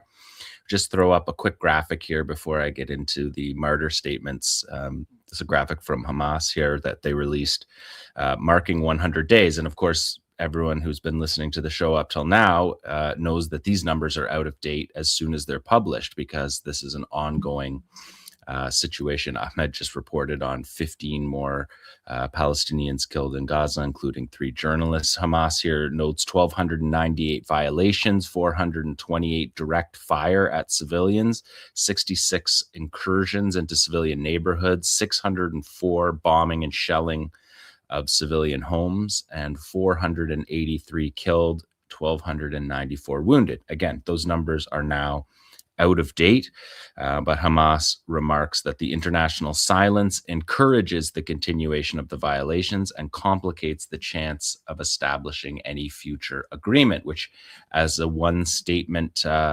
précis, really summarizes where we're at. Because I don't know how there can be future agreements with this state that just ignores entirely the deal that they agreed upon. And in this statement, Hamas said that despite the conditions for which the occupation bears full responsibility for creating, the movement succeeded in locating 27 of the 28 bodies of the captives and continues to search for the final body in coordination with the mediators and the International Committee of the Red Cross, achieving the results that exceeded expectations and were the product of sincere and continuous efforts. And just on the targeting of civilians, of the 483 martyrs, which again is now out of date, 169 are children, representing 35% are children. So again, that's a consistent trend throughout Israel's military campaigns. It's always children. The number of injured, 1,294. Again, it's mostly children, 428 children, 33% are children. 10 are resistance fighters. So that is just an update on the ceasefire as it stands now on day 105 of the fraud. Okay, let's take a look at video number 2. This is Mahdi Jaber Kawara. He was commander of the Qassam Brigade's Southern Battalion of the Khan Yunis Brigade, the Osama bin Zayed is the name of the battalion, named after an expeditionary commander and a companion of the Prophet, something that we're seeing here. We're seeing Mahdi Kawara was born 1977, died in May 2025 at 47 years of age. He was assassinated alongside Qassam Chief of Staff Mohammed Sinwar and Rafa Brigade Commander Mohammed Shabana in Khan Yunis, in a Khan Yunis tunnel in May of last year. I'll get to those details shortly. What we're looking at right now is footage of Kawara in a tunnel, inspecting the tunnels, meeting with soldiers, just footage that you never otherwise would see. And these martyr videos are peppered with these really incredible historic footage that we see here. We're seeing him there in a training session here. We see him addressing troops. Kawara was, before becoming the Southern Battalion Chief in the Qassam Brigades, Khan Yunis Brigade. He was in the weapons manufacturing. His trajectory follows Qassam in many ways. He was a weapons manufacturing department operative. He was an operative within the Nukba force. There's footage right there of Abu Ubaidah at a meeting. We'll get to that footage after, so we can focus on it. Kawara was the Nukba commander of the Nukba battalion of the Khan Yunis Brigade. There we see him with Rafa Salama, who is a top Qassam operative, really close to Daif. There he is there, again in meetings with troops. We don't see this, back 20 years ago. Qassam used to do interviews with media, and they used to wear keffiyehs and covered their faces, but you knew who they were. And they were hit with an assassination shortly after a really famous Al Jazeera documentary in 2006, and they stopped doing that for the most part, almost entirely. And so this footage is just really remarkable historic footage to see the inside of this leadership. And you can see in all of these clips, he's addressing troops, he's addressing his fighters. He was a trainer and establisher of the Nukba force. That's the elite special forces battalion. You see him in a tunnel, you see him meeting with other commanders here, handing out and signing documents for fighters. And he spoke in a couple of these. In this clip, he says that this path, he's speaking to soldiers here. He says, this path requires steadfastness. This path, even if it is difficult, requires men of character, strength, and determination, and the courage of Qassam soldiers. It's a difficult path, a path of thorns, but we are certain of victory, certain of liberation. And then he quotes from the Quran, they see it as distant, we see it as near. The Khan Yunis Brigade has 6 battalions, and he was the commander of the Southern Battalion. There's also a Nukba battalion within each of the brigades. There's a Rafa Brigade, a Khan Yunis Brigade, a Central Camps Brigade, Gaza City Brigade, and then there's Northern Gaza Brigade, which includes the Jabalia Camp and Beit Hanun and Beit Lahia. Here you see a meeting with a field commander in a tunnel. Again, just remarkable footage that each of these videos have. So far, Qassam has released 21 videos of fallen fighters from commanders. This is the most senior commander. There you see him testing fuses because he was in the military manufacturing department. He's checking fuses for the Shawad explosively formed penetrator. In this clip, he just talks repeatedly to his soldiers, talking about steadfastness, talking about determination, talking about the character that it makes, that is required to be a Qassam fighter, and the importance of fighting, the importance of the national liberation struggle in all of these clips. There you see him as a younger man, all out in the community. Again, these fighters are in the community. They're known in the community And in this one, he's speaking. This is a message, he says, to our Zionist enemy. We are a people of struggle, he's saying here, a people of resistance, a nation of fighters. Your planes will not intimidate us. Your tanks will not intimidate us. We are steadfast on this path to liberation on our land until we raise the banner over the blessed Al-Aqsa Mosque. This hour of victory, he says, will not come except while we are soldiers in the Qassam army. In other words, nobody is handing over a state. That's never happened before it comes out of the project of resistance. So just a very interesting footage there of Mahdi Kouara. And this next video, you can see this is the clip with Abu Ubaidah here, number 3. 𝐓𝐡𝐿 𝐄𝐥𝐿, as we know now. Here he is speaking side by side with Kouara, addressing an event. I mean, this footage is new. All this footage is new. We don't see this type of footage at all of these commanders alive. And with Abu Ubaidah, we did not know, the public didn't know him except for under his kafia. These martyr videos are a remarkable moment in history of the Palestinian struggle, and the war pulled back the curtain on 2 decades of preparation and secrecy. So seeing this footage after seeing the October 7th operation and the 2-year defense of Gaza against Israel's genocidal war is a revealing of a program that was known in parts. We knew parts of this, and we knew it was happening in some ways, but we didn't know the totality of it until the operation of October 7th, and then the ability of the Qassam brigades to fight for 2 years, to never run out of weaponry, never run out of fighters, never surrender, never leave, never leave the mount of archers, as they say. They never left their positions. They fought in territorial defense all through the 2-year war, right up till the last moment. And Khan Yunis, of course, was the center of that. In a lot of ways, Khan Yunis is the center of gravity of the Qassam program over the past 2 decades. Of course, the Sinwar brothers are from Khan Yunis. Mohammed al-Daif was their friend from school. And in the south, because of in Rafah was an important brigade as well, because of the tunnel trade into Egypt that ran until the mid-2010s. And so in the earlier stages of Qassam, the south was very much the center of gravity. And it's just interesting to note this photo, when you see this photo, because it's not clear how many in Qassam's ranks knew who Abu Ubaidah was. So when you see him addressing troops like this, it's unclear the size or who is in these meetings. But it was interesting because it brought to mind, to me, Ahmed Mughniya, who was Hezbollah's most important commander, architect of the development of Hezbollah's program. He was assassinated in Damascus in 2008, and videos like this, like what we're seeing, were released of him. Of Mughniya, there was no picture of him after early 1980s, like 1983 was all the FBI was using for their manhunt for him.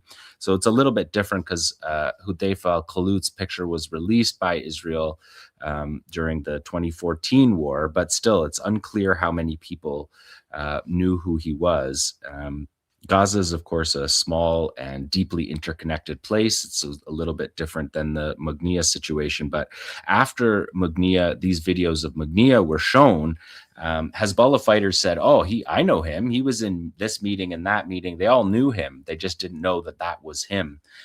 So I wonder to what degree that's happening with 𝐓𝐡𝐿 𝐄𝐥𝐿, who we see here with Mahdi Kouara.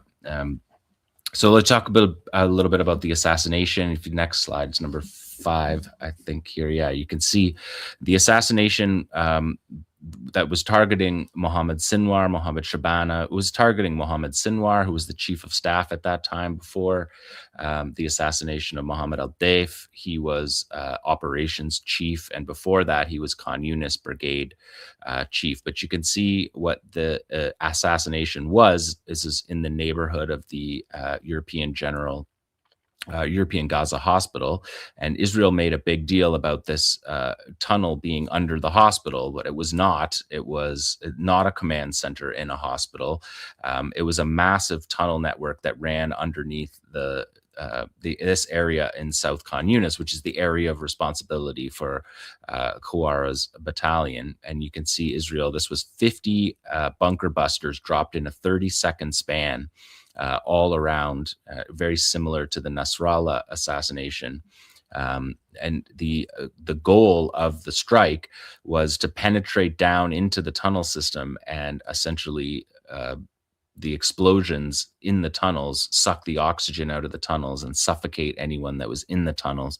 And so 50 munitions in 30 seconds is the most significant strike on Gaza throughout the war, using bunker busters. And for the next 2 days, Israel stayed on top of this area and struck with fire belts anyone that came and attempt to go near any of these tunnels. And again, about the European hospital, it's not a command center in the hospital. It's a tunnel that runs through the entire neighborhood. And these strikes were as far as 800 meters away from the hospital because of the tunnel network. The tunnel runs underneath every part of the city. As we know, it's a spider web that the Israelis now think is 1,000 kilometers of tunnels. But Israel used it as a propaganda tool to justify their destruction of every hospital in Gaza. But again, another fraud that they perpetuated, saying that this was a command center under a hospital, although they struck all around the hospital and killed as many as 48 people in that strike, wounding 70. If we go to the next slide, you can see what it looks like sucking a bus here into a sinkhole. And that these strikes were all over the neighborhood. And this photograph is taken by Moaz Abu Taha. And Moaz Abu Taha was a photographer who was killed shortly after. He was killed in the Nasser hospital double tap strike that killed multiple journalists, killed 4 other journalists. Hassam al-Masri, it was a Reuters reporter. He was killed in the initial strike on Nasser hospital. Mariam Abu Daqqa from the Associated Press was a fixture at Nasser hospital. Mohammed Salama was an Al Jazeera journalist, and Ahmed Abu Aziz and Moaz Abu Taha were AFP photographers. So this photo was taken by the late Moaz Abu Taha. We can look on the next slide as well. You can see they just poked through the neighborhood. Some places they knew where the tunnel was, some places they didn't.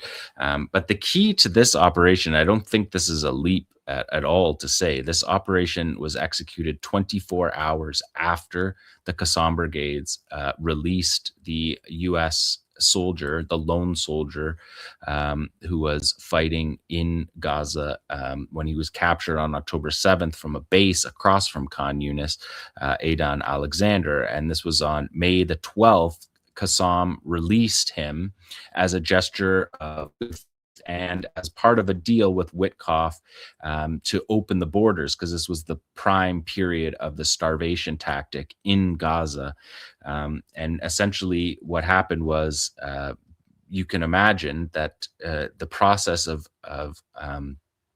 authorizing the release of this soldier, this captured soldier, required the highest level approval and discussion. And in the moment of the war, at that stage of the war, to have that kind of information, to know that that Israel and the U.S. was sending a message, that the U.S. was sending a message to Qassam, talking about releasing the soldier, and within 24 hours of that, the place where the commanders were was targeted. So it's not a leap to say that that handover process of that soldier led to this assassination. And of course, immediately after the release of the soldier, 𝐓𝐡𝐞 gave the soldier a Star of David necklace. And then 𝐓𝐡𝐞 went on TV and said that essentially that they had reneged on the deal to open the border, and Israel had no intention of opening the border. And in the next slide, you could see this is the martyr poster of Mohammed Sinwar. This is the younger brother of Yahya Sinwar. He was one of the few commanders in Qassam of this generation who stayed free for his entire military career. He shared the counterintelligence gene from his brother. He was the architect of the tunnel project, but also the tunnel raids, where in 2006 he led the raid that captured Israeli tank gunner Gilad Shalit, and then set up the Shadow Unit, which is the unit that looks after captives, and kept the Israeli soldier Shalit captive for 5 years, kept him safe, and ultimately exchanged him for 1,027 Palestinian fighters, including Yahya Sinwar, which completely changed the trajectory of the armed struggle. Mohammed Sinwar was Khan Yunis Brigade chief after the Second Intifada. He became the operations chief, and after the assassination of Mohammed al-Deif and Rafi Salama in the summer of 2024, Sinwar became the chief of staff of the Qassam brigades. And the next poster is Mohammed Shabana. He was a commander of the Rafah brigade and a senior figure within the movement. He was a key figure in establishing the military media department for years that was ultimately led by Abu Ubaidah Hudayf al-Khalut. And he was the commander of the Rafah brigade, involved in many of the operations in the Rafah area. Like I said, it was a key area, a key center of gravity was in the south. And so the assassination of Sinwar, Shabana, and Mahdi Kouara was a costly strike, no question about it.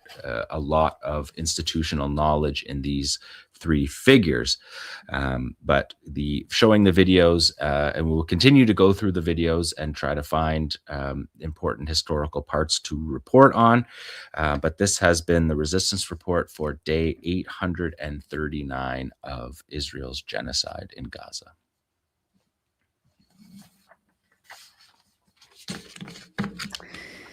Thank you so much, Jon. God, I remember that photo of the bus, just sticking out of the ground after Israel bombed relentlessly around it, and I mean, just and that was I mean, it feels like decades ago at this point. How long ago was that? A year? It was in last May. Last May, yeah. Last May. It was just at the beginning of the Gideon's chariots, when Israel had returned to war. And it's basically a certainty that the release of that Israeli-American soldier was what led to that. Right. Because there has to be meetings to discuss releasing him. Israel and the U.S. is able to then zero in on those areas and see what is different in the monitoring signals intelligence, and you can see where those differences are. And so they struck that tunnel, and they showed that tunnel. I didn't show it. You've seen what the tunnels look like. But these men who are the senior most commanders, in some ways the most important commanders in the organization, and they're living on a mattress in a room with a bottle of water and a can of Spam. They lived and ate what their people ate, and their bodies, they were suffocated so you could see where they were in these rooms. They're not. I mean, the tunnel system is brilliant, but it's not fancy. These guys were living, really difficult lives in those tunnels, and it just shows you, like the most important leaders are fighting in the same trench as their people, and nothing really shows that more than when you see where they were, the top commanders in a tiny little room with 3 mattresses on the ground, a captured Israeli weapon. But just very austere, just like their people were living at the time. Yeah. Well, thank you for that. It's really interesting that now, all of these video testimonials and kind of like these mini histories are coming out about these commanders and these significant military leaders. It's someone should write a book about it at some point. It's important history to document, Yeah. and who will do it? So we are here to record the history, whatever it is. People can like it, they can hate it. We report, you decide. That's right. Well, thanks again for that, Jon. And there's a couple of things we wanted to discuss. I mean, just right before airtime, Jared Kushner, the fail son, went up to the podium at the Davos summit and unveiled his designs, his architectural plans for what he's calling the new Gaza, including new Rafah. And of course, that all harkens back to the Riviera plan and these various leaked plans we've been hearing about over the past year. And I have caught snippets of this because, as you said, Nora, this was happening just as we were preparing for the show. And then before that, I was speaking with Ahmed in Gaza. So I've caught bits of it, but I haven't actually watched much of it. So what I thought we would do is watch that together. This will be me and I think some of you watching it for the first time together and reacting to it. So we're going to do that a little differently. So what we'll do, I think we have about 4 minutes of Jared Kushner. And what we'll do is we'll play it and then we'll pause it at certain parts and comment on that. How does that sound? That sounds great. All And right. terrifying. Well, we'll do this together because it's a sacrifice that we make. Nobody wants to watch it alone. All right, let's run it. So we did a master plan. We brought in, I thank 𝐄𝐥𝐿 𝐄𝐿, who's one of the most successful real estate developers and brilliant people I know. He's volunteered to do this, not for profit, really because of his heart. He wants to do this. And we've developed ways to redevelop Gaza. Gaza, as President Trump's been saying, has amazing potential. And this is for the people of Gaza. We've developed it into zones. In the beginning, we were toying with the idea of saying, let's build a free zone, and then we have a Hamas zone. And then we said, you know what, let's just plan for catastrophic success. Hamas signed a deal to demilitarize. That is what we are going to enforce. Okay, let's pause it right there. What? I think there's a lie straight away there. I know what Jon is going to say, starting from the end of there. Go ahead and say it, Jon. They're just liars. Yeah. What was I going to say? You're going to say that Hamas did not sign a deal to demilitarize. Oh, we all know that, right? Yeah. Well, I know, but they're planning for catastrophic success. Come on.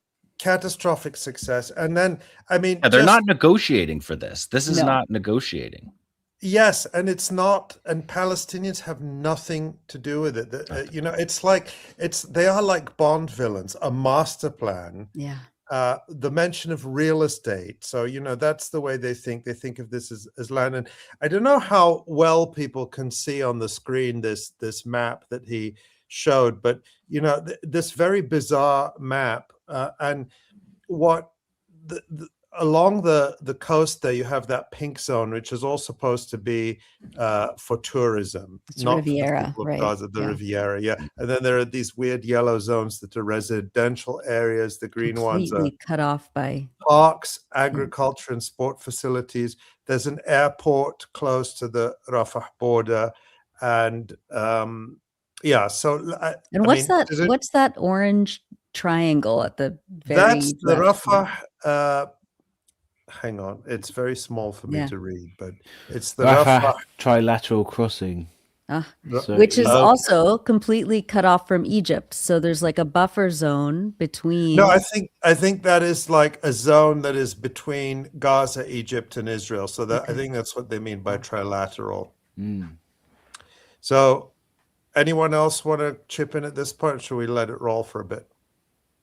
I guess let it roll. All right, let it roll. What's the worst that could happen? is we do not have a plan B. We have a plan. We signed an agreement. We are all committed to making that agreement work. There's a master plan. We'll be doing it in phasing. In the Middle East, they build cities like this in 2-3 million people. They build this in 3 years. And so stuff like this is very doable if we make it happen. Rafah will start with. This will show a lot of workforce housing. We think this could be done in 2-3 years. We've already started removing the rubble and doing some of the demolition. And then New Gaza. It could be a hope, it could be a destination, have a lot of industry, and really be a place that the people there can thrive, have great employment. Once this starts going, I think there should be 100% full. Can I just point out one thing? Do you see the Board of Peace logo at the very top left corner? Left, yes, Yeah. left corner.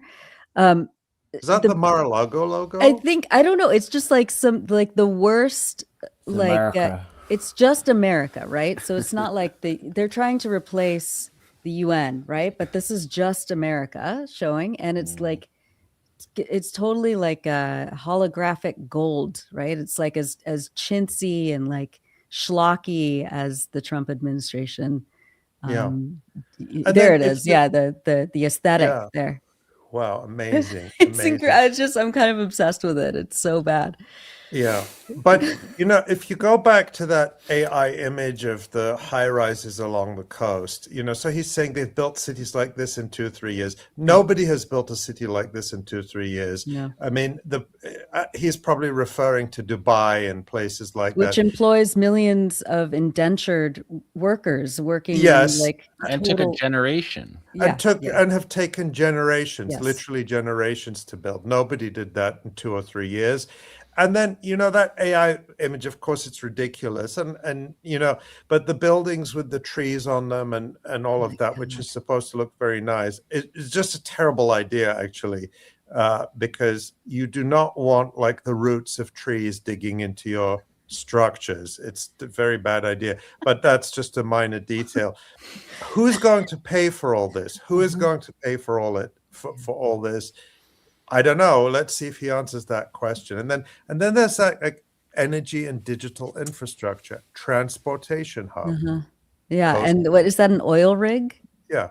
Yeah. So I mean, none of this is done by or for the people, the Palestinian people of Gaza have no voice in any of this, no role in any of this. It's a ghetto surrounded by a wall. It's not going to be a transportation hub unless there's some kind of radical reimagining of the state of Israel. It's just transportation hub from like concentration camp to concentration camp. Yeah, we all remember just a few months ago the flotilla trying to get to the Gaza transportation hub. That's and how, right. Yeah, that went down. Well, or let's see the bombing of the Gaza airport in the early 2000s. Yeah, well, let's see if he answers any of these questions. So, opportunity for everybody there. And we have a lot of data on what can be, but we think that this really gives the Gazan people an opportunity to live their aspirations. But it all starts with security, and it all starts with governance. Final note I'll just say on the Board of Peace, which is that... So it's interesting in all these documents, they use words like aspiration, security, prosperity, opportunity. They never talk about rights. No. Never. Palestinians do not have rights. And I mean, these numbers here, 10 billion expected GDP in 10 years. I mean, the GDP of the whole of the occupied West Bank and Gaza Strip is like under $3 billion. And that's largely because, according to World Bank studies, Israel crushes it. And look at what Israel is doing in the West Bank. Look at what it's doing in Gaza now. Why not start right now? If you want to have infrastructure of $10 billion, why not let Palestinians in Gaza fish for a start? They're not allowed to fish. They're not allowed to collect firewood. 500,000 jobs, digital economy, all these buzzwords. 25 billion in investments from where? I don't know. We'll see. Maybe he'll tell us. Anyone else? I just don't think they've run this by Israel. This is the thing. There's obviously no Palestinians involved in this, but it doesn't appear like there's a lot of Israelis involved in this. The idea of a port in that upper left photo with container ships arriving into the Gaza port is exactly what Gaza needs, but it's exactly what Israel has prevented for. Mm-hmm. But remember what Trump said back, a year ago when the whole Riviera thing came out. He said America's going to own Gaza. Yeah. It's going to own Gaza. So maybe that's why Israel hasn't been consulted, because in their minds, the board of peace, as we've seen from the logo there, is America. America is the world. And just like he wants to own Greenland, he wants to own Gaza. Yeah. Yeah. Let's see what else Jared Kushner has in store. Lessons we're doing is we're basically studying the best practices from all over the world, and we're watching who does education the best, who does healthcare delivery the best. Not America. All these things are, No. It's not secret IP. All this is IP that the Board of Peace is going to make public, and we want to encourage all the countries to be able to follow these best practices. A lot of the things that President Trump is doing in America. Can I just jump in? This, best practices, IP. I mean, this is like insane tech bro lingo. Speak, I mean, how many right? people, there are certainly people in Gaza who know that IP stands for intellectual property, but it's not something that I think that type of buzzword is not something most people in the US or around the world would be. So heinous. They already have education. They're the most educated. The most educated. What is the IP here anyway? It's just a bunch of AI slop. Yeah, that's what it is. AI slop and some dollar amounts that seem to mean nothing. That's right. I want to get your impressions here. He sounds so earnest. Does he really? Does he sincerely believe this, or is he just that evil that he's able to sound like so innocent about it? He seems to believe it. I mean, they live in a different reality, right? Yeah, he lives in a completely different reality. Yeah. I mean, if he took this idea to an Israeli military, there's just absolutely no way they're turning it into a transportation hub so people can come in and out. It's like you haven't been watching for the last 30 years of what Israel, I mean, even more, going back to the first Intifada, sealing off Gaza and creating a ghetto inside Gaza has been the whole point. Traveling in and out is the thing that people can't do. They can't even go out and fish. And they've got a photo there of a container ship rolling up on the shores of Gaza, which of all of this, I hope the port stays. Well, I mean, the only way any of this makes any sense is if every Palestinian was removed, which Israel would want, but nobody has been able to do. So we're back to the kind of realm of wish casting that we've been talking about for months, really. Yeah, no, absolutely. But at the same time, it is rather worrying that, they didn't drop the idea, after the very negative reaction a year ago. And then you'll remember that interview a while back, was it on 60 Minutes or something, where Steve Witkoff and Jared Kushner gave a joint interview, and Kushner sort of earnestly revealed that we have a master plan and we've been working on it for 2 years. And Witkoff's face just goes blank, because I don't think Witkoff wanted it to be revealed that they had been hatching this plan for 2 years. And if you think that they've been working on this for 2 years and it is so detached from reality, then it is just very strange. But it does worry me that they haven't dropped it, that here we are and maybe we're this back is again. And remember those AI images, where they originated. Remember Netanyahu's office was putting this stuff out too. Yeah. I mean, maybe this is all they have, right? And in classic kind of like, drunk imperialist, uber capitalist mania, they're like, well, this is the best idea we've got. Let's just keep recycling it until we get, we just need one billionaire to give us, 50 billion or whatever. And it's just kind of this, this spiraling, hope and dream sort of mania that they're in, because they don't want to entertain the fact that Palestinians don't have rights here. They don't want to look at all of the legal and economic implications. I don't know. I think this is, and Trump thinks that Jared Kushner is like one of the smartest people in the world. Yeah. I've just noticed too that looking at this, of course, Kushner is standing at the podium where Trump spoke, and on the podium, as is always the case when the president of the United States speaks, is the seal of the president of the United States. That's also on the background where it says Board of Peace. Yeah. So on the wall behind him on the blue screen. So again, it's like they're not even pretending that this isn't just like American global dictatorship. Yeah. Yeah. All right. Let's see what else he has to say. If they're working, we should all be copying them. If we find what's working in other countries, we should be copying them too. And so what the Board of Peace will have the ability to do if we're successful with Gaza is really show how do you do peace implementation, which is something that when we got this deal done, we didn't really find too much expertise or know-how on how to peace implementation. Yeah. So, okay, just let's take this at face value for a moment. They say they want to learn from best practices around the world, like who does the best education, who does the best healthcare, who does the best housing. And there are countries that are really good at that. Finland has among the world's best primary education, and they pay their teachers really well and train them to a very high level. Singapore, China, these are countries that Cuba. Countries all over the world that do transport infrastructure because they want to make this a transportation hub, healthcare, free healthcare, preventive care.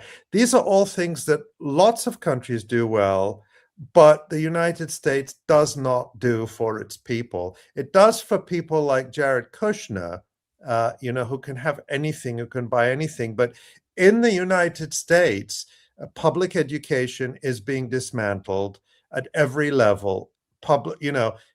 Primary, secondary education is in a shambles, has been for many years.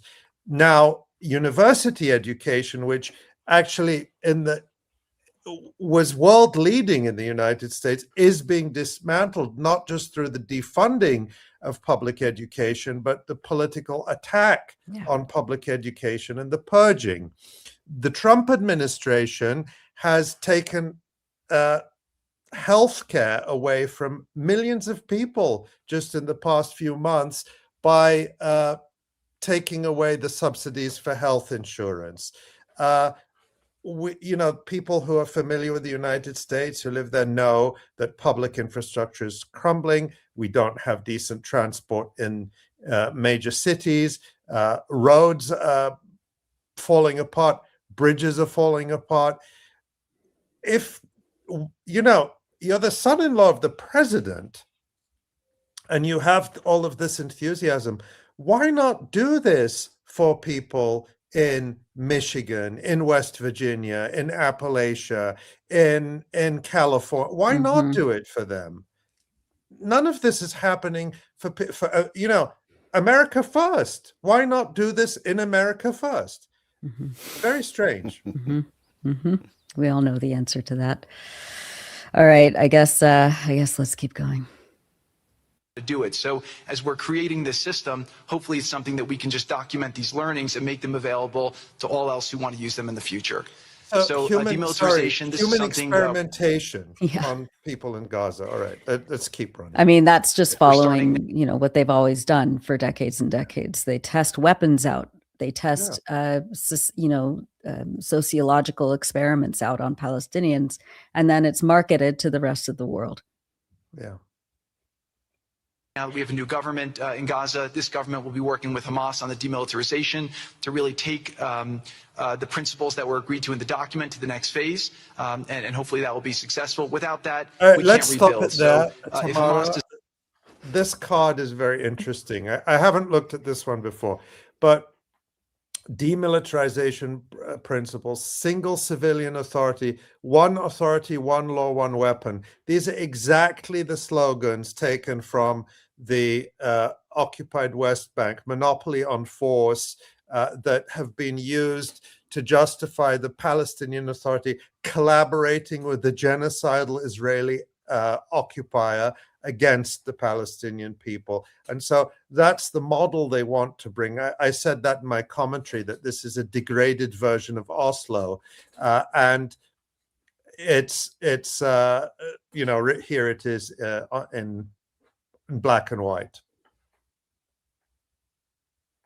Not demilitarized, that will be what holds back Gaza and the people of Gaza from achieving their aspiration, and that's very important.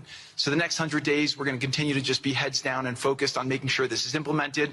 We continue to be focused on humanitarian aid, humanitarian shelter, but then creating the conditions to move forward.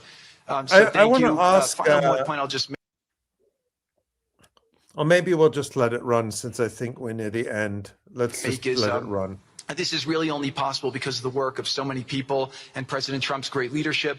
But a lot of you have been asking, how can we help? So the countries have all been incredibly generous. We'll be doing the first conference where we'll announce a lot of the contributions that will be made in a couple weeks in Washington. From the private sector, there'll be amazing investment opportunities. I know it's a little risky to be investing in a place like this, but we need you to come, take faith, invest in the people, try to be a part of it. And then finally, I'll just talk to people on the media and on the social media, which is, this deal only happened because we worked with Israel, we worked with Turkey, we worked with Qatar, we worked with Saudi, we worked with Egypt. I mean, everyone worked together. We worked with UAE. We all worked together to make this happen. I see a lot of people trying to escalate, criticizing Israel or Israelis criticizing Turkey or Qatar. Just calm down for 30 days. I think that the war's over. Let's do our best to try working together. Our goal here is peace between Israel and the Palestinian people. Everyone wants to live peacefully. Everyone wants to live with dignity. Let's put our efforts towards promoting those who are doing the work to build this up, like Ali and his committee. Let's focus on the positive stories, and let's just calm down, turn a new chapter. And if we believe that peace is possible, then peace really can be possible. So we're going to continue to work every day. We need all of your help to do it. And again, I just really want to thank President Trump for his leadership in doing this. This would not have been possible without your commitment to this. Everyone thought it was impossible to end this war. You never gave up. You never stopped. Every time there was a setback, you told us to try harder. You gave us different ideas. And we've made several impossible things happen just in Gaza to date. And there's no reason why we shouldn't be able to make even more impossible things happen. So really, thank you for your amazing leadership. Oh, dear. Okay. And so was he quoting Alice in Wonderland there? Like it's the caterpillar saying you can make several impossible things happen before breakfast. We made impossible things happen. Yeah, like a genocide. When I was listening to that, I was remembering what we just heard Ahmed al-Najjar saying a little while ago about the relentless bombing, the detonations, people freezing to death, 15 people murdered by Israel in the last 24 hours alone, 500 since the so-called ceasefire started, 1 million people without shelter living in tents, Ahmed being one of them. And many people living in worse conditions than that. It's just so grotesque. It is just so grotesque. What more is there to say? I mean, simply open the port and allow goods to be shipped to Gaza and allow Palestinians to rebuild Gaza. If there's a port and there's resources, put those resources.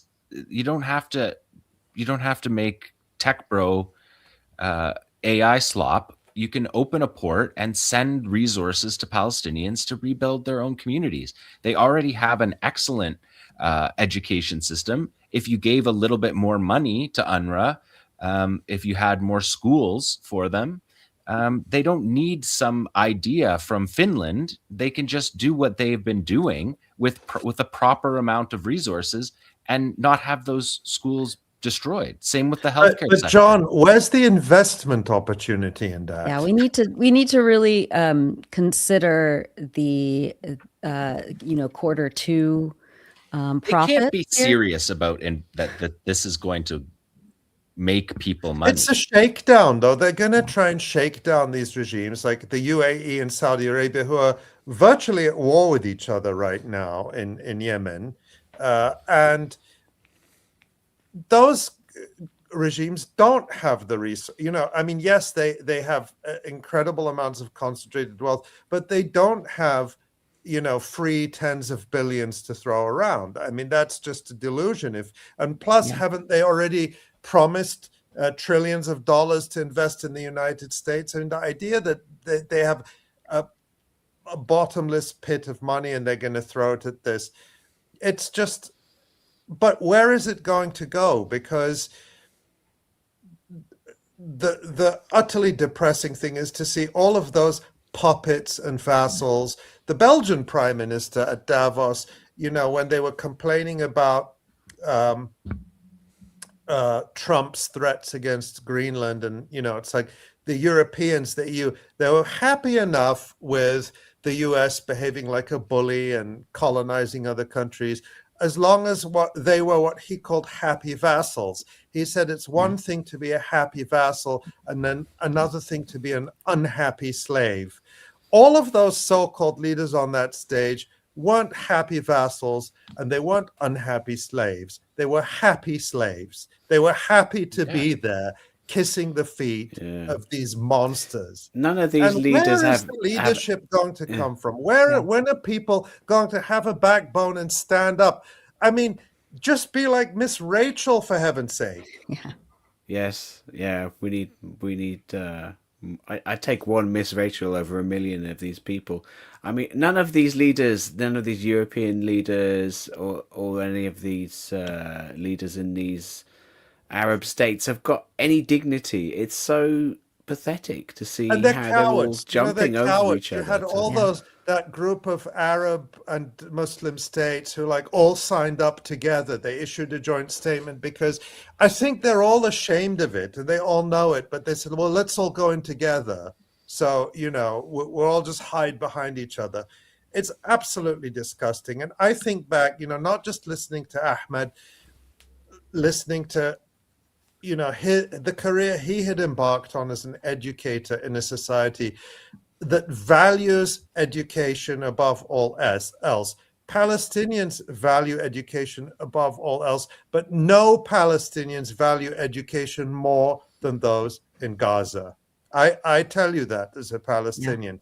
Yeah. And you think about our conversations over the years with Asim al-Nabih, who, is an engineer and who was, for most of the genocide, the spokesperson for the Gaza municipality, talking about how capable and how much vision the municipality and the people of Gaza has to rebuild if they're just given the means.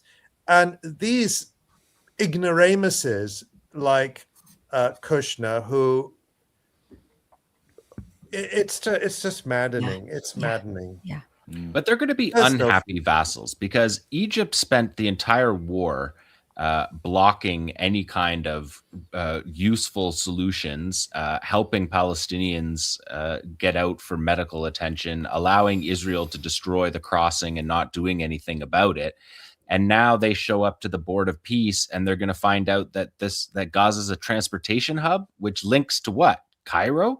I mean, they don't even let Palestinians travel through Cairo to get to Gaza.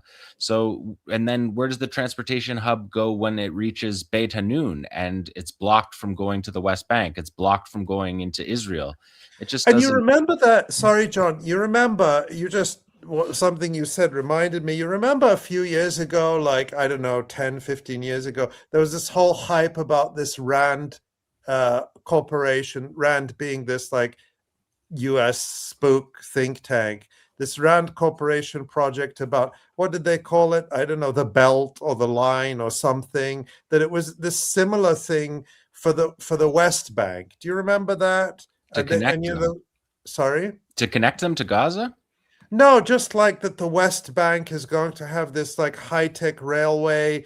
Let me see if I can find it, because of course that went nowhere, but there was all this hype about that a few years ago, and it's history repeats itself. Oh, it was called the Ark. The Ark, yeah. Here, I'm going to see if I can find that. And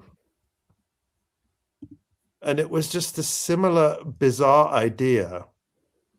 Israel's not allowing kitchen utensils into Gaza. They're pulling them out of people's bags on the way into Gaza, aid workers and whatnot.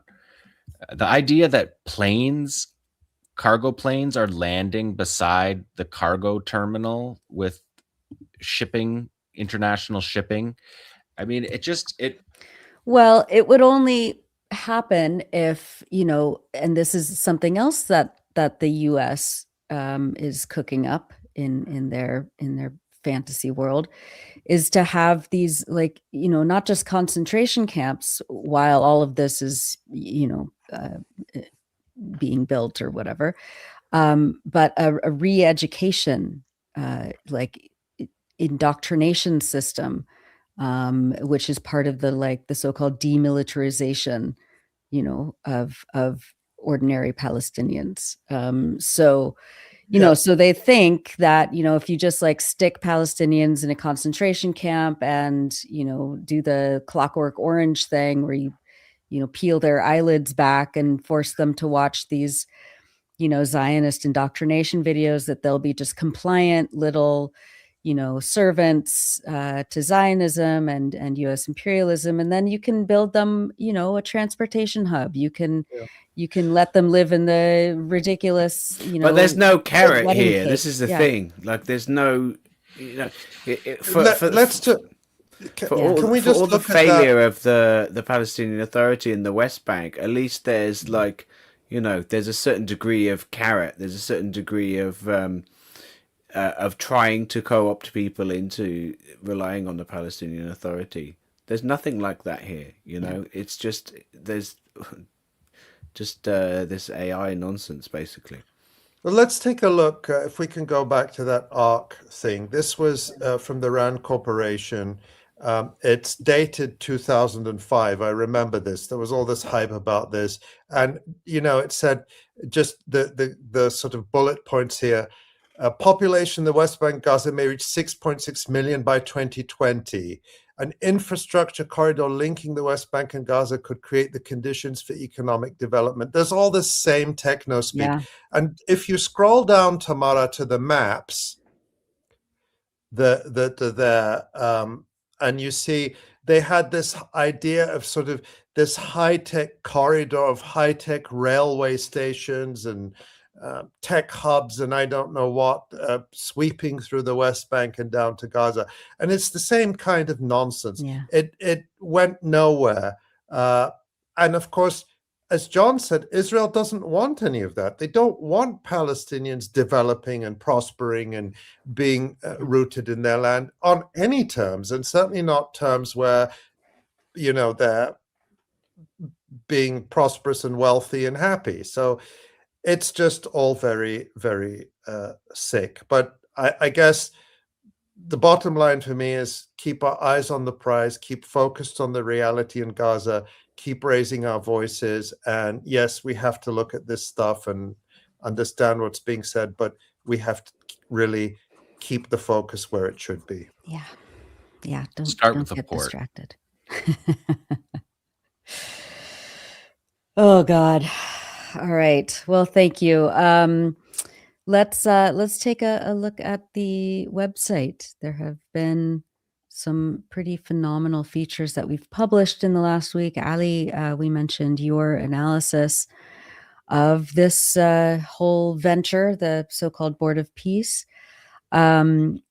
There is, I think that's Dave Cronin's new piece right there up at the top. BBC's pro-Israel training is no, that's new. by a former BBC journalist, Martin Asser. Excellent. So this is a really interesting piece from the inside. Martin Asser worked for the BBC for 22 years. Wow. And so he really knows what he's writing for. So we're very pleased to be able to have that piece. It won't be a secret to a lot of our viewers that the BBC is not 100% entirely fair when it comes to the issue of Palestine. No. But it's interesting to actually see the inside and get the receipts, as they say. Yeah. So see how the sausage is made, right? Martin's piece there actually reveals for the first time details of a BBC's training from around 20 years ago. and he relates it to the recent revelations about BBC's training.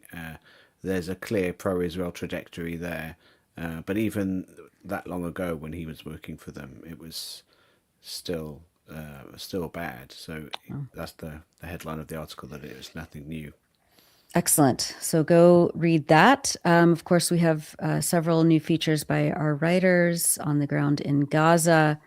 Great piece from Khalid al-Qashalli, yeah, about, the turn of the year. And it's a very personal piece, but it's one that also provides a lot of insight on how people are trying to adapt to this horrifying reality. So it's a really nicely written piece from Khalid. And the other features, there's a couple I haven't read yet. It's been a busy week for me, so I'm still catching up on my reading on the others. Yeah. And then we have, of course, Zainoun Tahan's report on a new wall, another wall in the West Bank that is going to continue to suffocate and expel Palestinians from their land. So give that a read as well. And Ali, who do we have to thank this week? Well, we have to thank each and every person who is watching, listening, reading, sharing our work, who remains engaged and remains determined to raise their voice and keep Gaza, Palestine front and center, because if we're not doing it, who's going to do it? And so thank you for that. And I just want to say a few quick thanks to some of the many people who support our work by making donations at electronicintifada.net. That's what keeps us going. That's what keeps us independent. That's what allows us to support our writers, journalists, photographers, videographers in Gaza, and to do all the other work you see. So I'll say a quick thank you to Salim, Charlotte, Ala, James, Jeffrey, Chad, David, Nicole, Denise, Muhammad, Heidi, and Julie, Leon, Jan, and Elizabeth. Thanks to you, each of you, and to everyone else who supports our work. Thank you always for your comments, your messages, your emails, all the ways you send us your love and support our work by liking, subscribing, helping us to beat the algorithms and getting this information out to everyone. This work will always be free for everyone to watch and listen to. We will never put up a paywall. We will never ask you to pay for access to this work. The gifts you give make it available to everyone in the world, and that's our mission, to make this information flow to every corner of planet Earth. So thank you. Thank you so much. Thanks, Ali. And I want to, of course, thank our wonderful, magnificent director and producer of this program, Tamara Nassar. Thank you, Tamara. Thank you to Ellie Gerzon for social media. Thanks to Pierre Loisel for radio production. Thanks to our senior editor, Maureen Claire Murphy. And everyone that we work with every day at the Electronic Intifada. You can, of course, go to electronicintifada.net, sign up, get our email list, make a donation. And on behalf of myself, Ali, John, Asa, and Tamara, thank you all, and we'll see you next week.